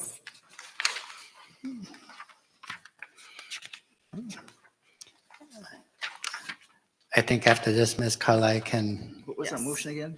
So this motion is a request for information of two things. Number one, comparison of workers' comp claims of assaults on staff for January 2025 to May 2025, and comparing that to January 2024 to May 2024. That's the one thing. The second thing is communications to staff regarding the buildup of the requirements of a peace officer in the field, and that's May 2023 to present. Okay. All right. Commissioner Canales? Aye. Commissioner Harris? Aye. Commissioner Kokani? Commissioner Meredith? Aye. Commissioner Ship? Aye. Commissioner Terry? Aye. And Chair Munda. Aye. So 7-0 with 2 members present, that motion passes. Great. My script says it's time for a break, but I think we'll just, we'll just push on. All right, agenda item number 7. We will be discussing and taking possible action up to and including voting to direct the Office of Inspector, OIG, to issue a subpoena for outstanding data and information. As part of this agenda item, the Executive Director of Probation Oversight Commission will share information about outstanding data and information requests. Wendy, please proceed with your presentation. Thank you, and I'll take this opportunity to explain why I asked about the motion for information. It's part of our new process of submitting this memo every month after the meeting to ensure that probation is instructed on exactly what information has been required and it's been voted on the full commission rather than just requested by one commissioner or a couple. That memo is attached to the agenda. There are a number of pieces of information that were requested prior to the last meeting that were not received. And so they are now listed on the memo as agendized for vote to subpoena at the May 8th POC meeting. That memo was sent on April 30th. I did actually send the memo with an apology for it being later than usual, although none of the items are new. They're all items from the previous meeting. And there will be, so they are monthly snapshot data. That's data that was previously provided and is supposed to be provided pursuant to a POC motion on the second Friday of every month. I'm looking at Donisha because I think that's right. It has not been received for February and March. Or April for that matter. And then the monthly snapshot data for January was received, but data was changed. And by that, I mean, there are columns omitted, and also there is specific data within the spreadsheet that has changed. I will say there has been some progress on this in the last 48 hours. And I am feeling optimistic that we may get a corrected data sheet for January, but there has not been progress on whether we will be receiving the monthly snapshots for the other months. I would just like to plead with the department that they would just send us the data in the same format month after month so that we could actually compare the data month to month and hopefully at some point have a dashboard again where we can share that with the public. The second item that has not been received is related to Commissioner Shipp's motion from March 13th, which we have clarified with this body and the department is asking for what has been called the release report. It was phrased a little bit differently in the first meeting because I didn't really understand that was the name of the report. And so that report would indicate from July 1st, 2024 to March 31st, 2025, and there's actually a typo in the memo. That's July 1st, 2024 to March 31st, 2025.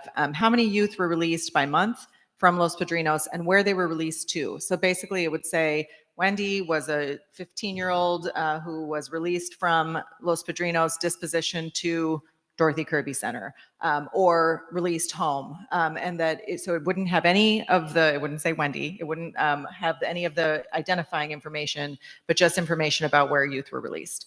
And then finally is regarding the CBO relationship subcommittee. I think you heard Commissioner Terry discuss some information that the POC was fully expecting to receive and did not receive that are related to a response on the progress on the reports and timeline for implementing the agreed upon improvements, and also a draft of the temporary departmental order that the probation department told us that they were creating. Those things have not been received. So those are the items subject to subpoena. Thank you, Wendy. Commissioners, do you have any questions or comments? Or are there any items you would like to formally request from the probation department? If so, please be prepared to outline your request in a detailed manner.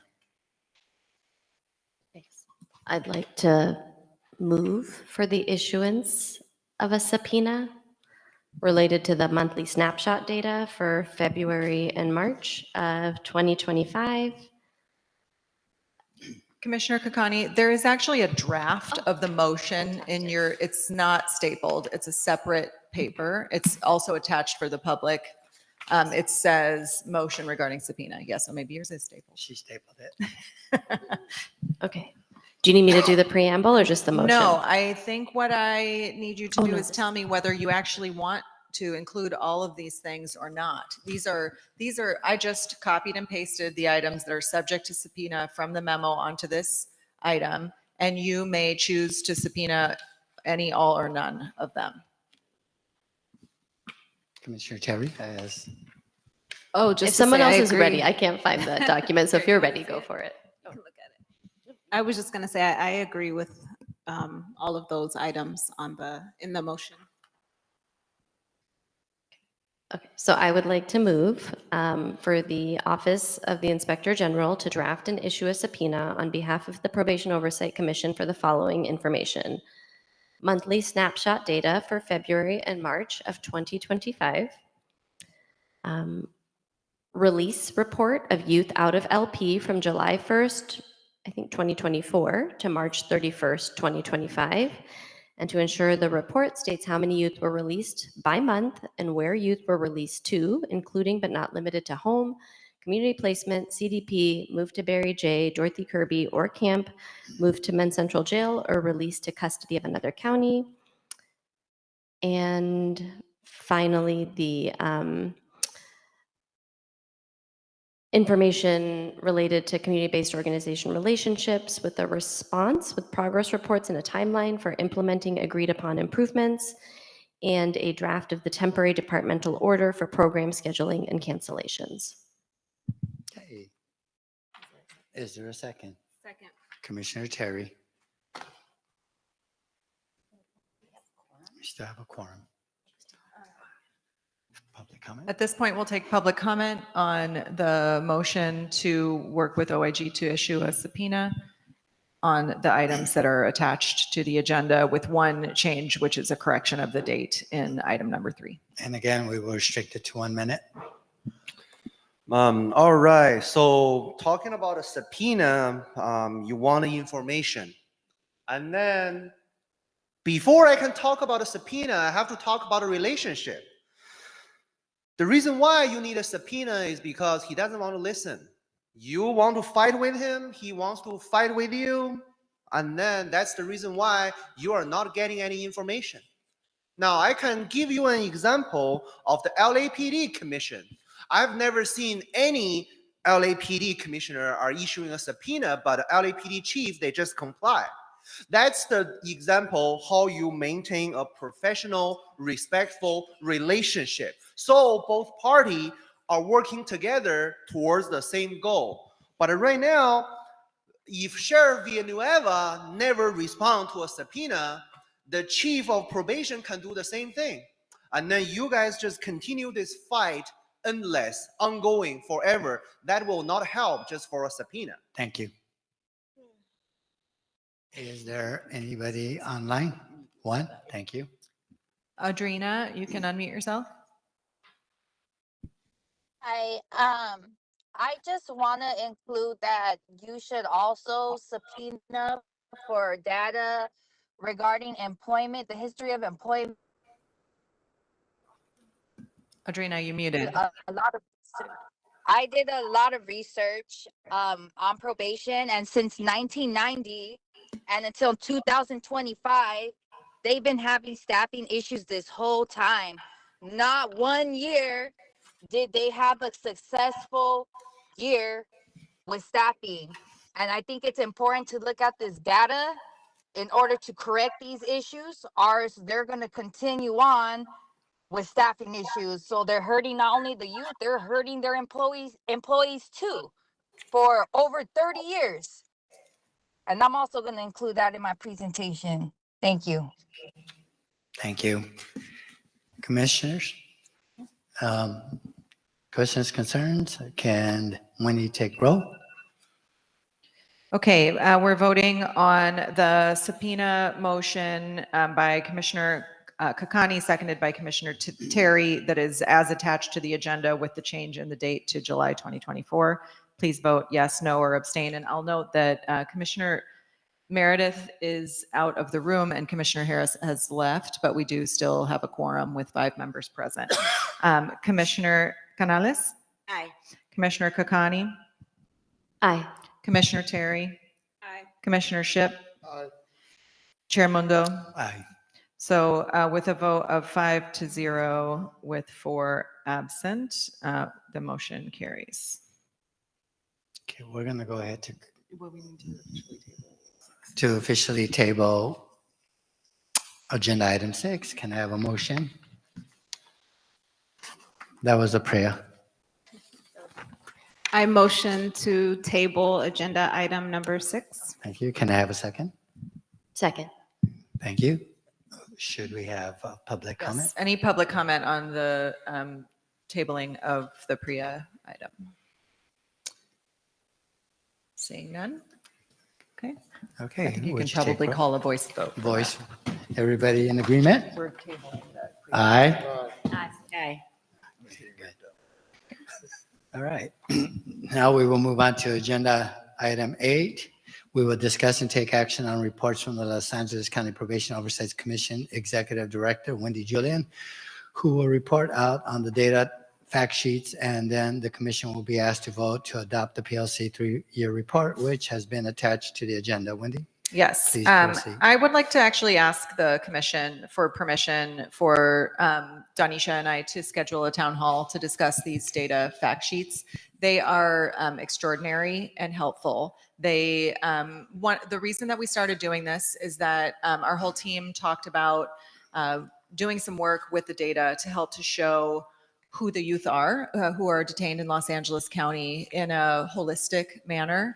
And Donisha and her team have done a really exceptional job of sharing data related to youth with developmental disabilities, youth who have child welfare open cases, youth's education needs, also the LA detention screener scores. So these have been linked to our agendas and they're linked under our website, but actually I think they're worth the time to have a town hall to discuss them because it really paints a very different story than what we often hear about who the youth are who are detained. So I'm just going to ask for your permission to hold a town hall. Does that require a motion? I don't think so.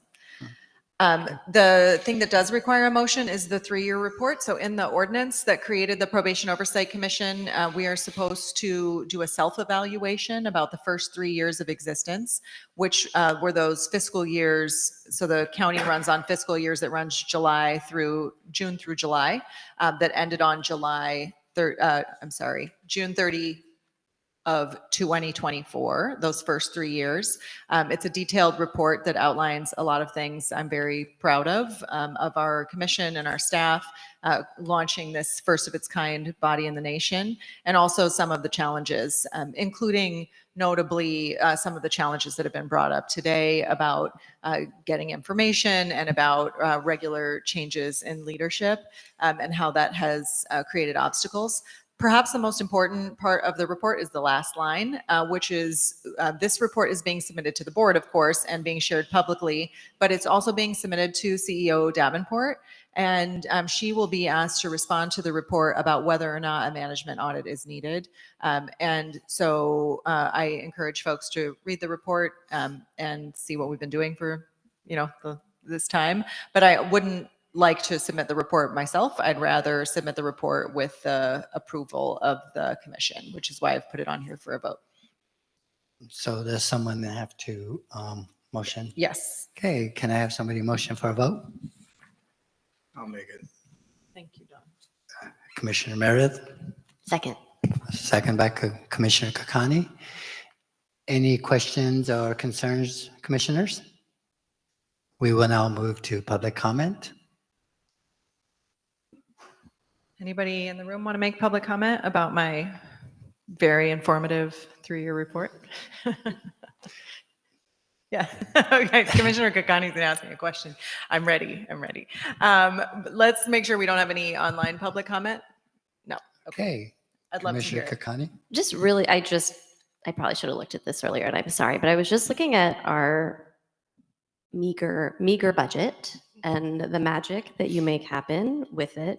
And I was curious if the POC was also subjected to the CEO's request for departments to cut their budget by 3%, or I can't even remember what the percentage was, but kind of in response to the $4 billion settlement and all of these other kind of settlements, lawsuits, unexpected costs to the county, if the POC was subjected to that as well. Thank you. As some of you know, I spent the first 25 years of my career working in the nonprofit sector, and I am well used to running on a thrifty budget. And it also really matters to me that these are taxpayer dollars, and my staff and I work very hard. I mean, you'll see my staff doing lots of things that could cost money, and they do it themselves. I mean, we've got people setting up chairs and picking up the food and taking photos and doing communications, things that often require teams of much larger staff, not to mention the inspections, the reports, the data. I'm very proud of those numbers. So I promise I did not feed her that question, but thank you for bringing it up. And yes, the Probation Oversight Commission is a part of the executive office, which is the sort of administrative office of the Board of Supervisors. So when I choose which department I work for, it says Board of Supervisors.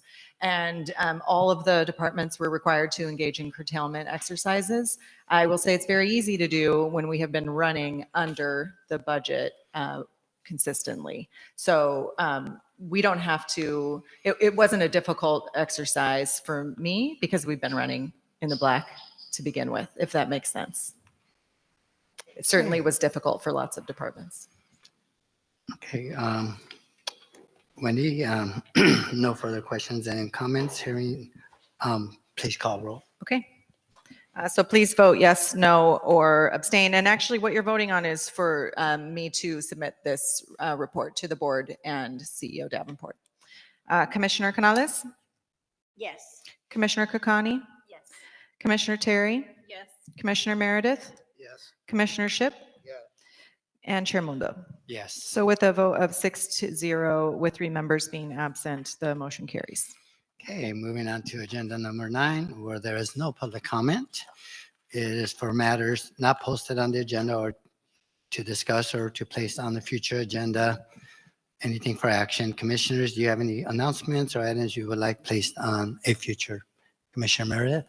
Yes, I just want to recognize that we missed it by about 8 days, but on April 30th was the tragic anniversary of DSO Michael Wall's death at East Lake. So I just want to make sure that was recognized. Thank you.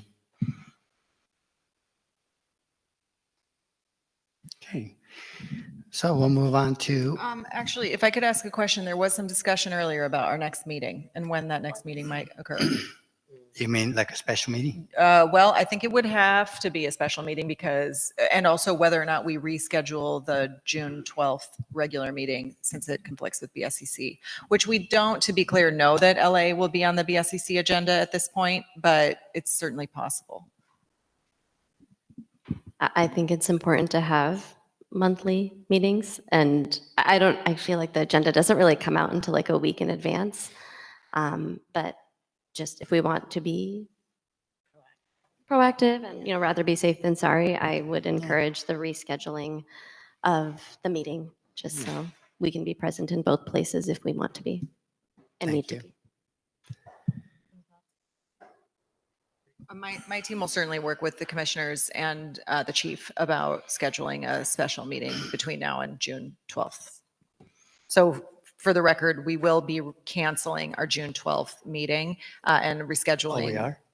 Yes. Well, that's what I'm hearing. I didn't hear anyone comment on that. I think that I guess because we don't know until a week in advance what the agenda is for the BSCC's meeting, I think it makes sense to just go ahead and preemptively reschedule it and ideally work with the chief's schedule so that we can ensure his presence. That's fine with me. Is that a motion or? I don't think we need a motion. Okay. Okay, are we done with the agenda item 10? All right, agenda, I'm sorry, 9. Commissioner Terry?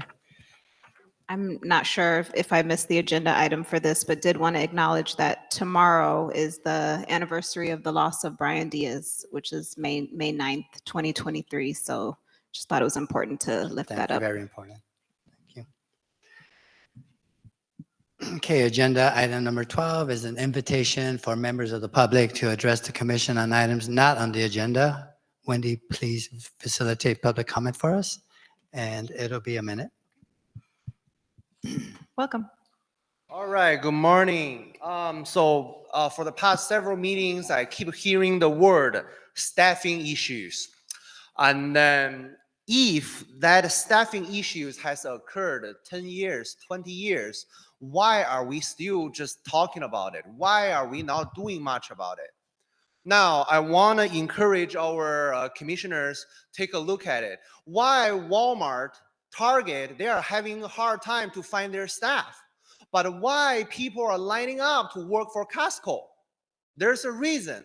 Why McDonald's always suffering because of the staff shortage, and why In-N-Out and then Chick-fil-A never have a shortage of worker.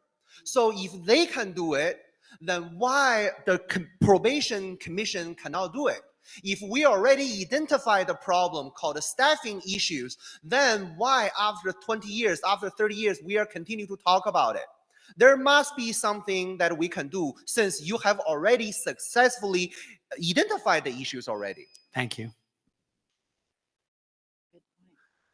Thank you. Go ahead, Erin.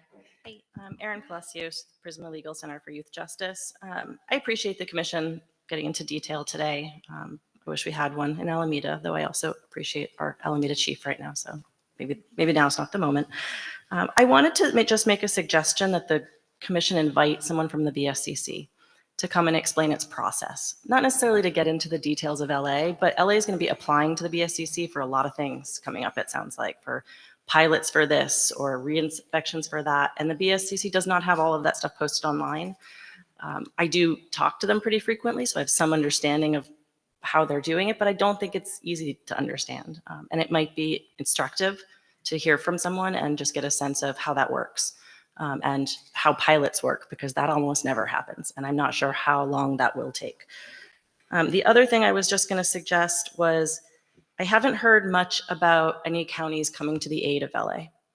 And there are a lot of young people in there who need to be elsewhere, who don't belong in the adult jail. I'm sorry. And I would encourage you to find out if the chief has reached out for assistance. And I'm not saying that he hasn't. And if he has, what was the response? Because it seems to me as a state, we are all in this for these young people. And it's not just LA. I'm not even from LA, but I do think I would like to hear more about what assistance is being provided.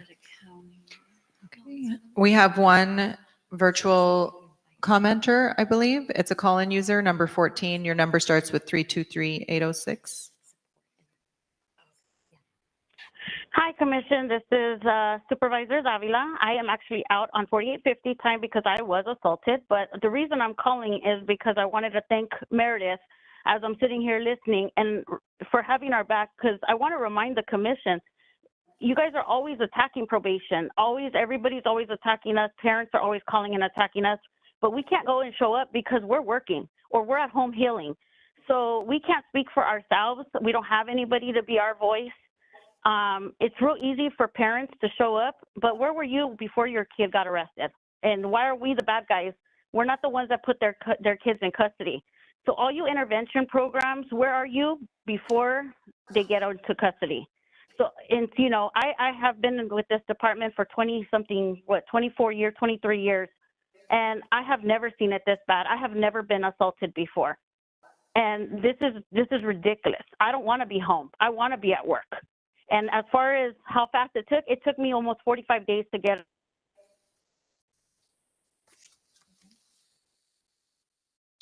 She got cut off? I think it's 45 days to get. Oh, she just stopped. 45 days. Yeah. Okay. That is the end of public comment. Yes? Okay. Just making sure. Okay, great. So we'll move to agenda item 11. Thank you all. The adjournment of the regular meeting of May 8, 2025.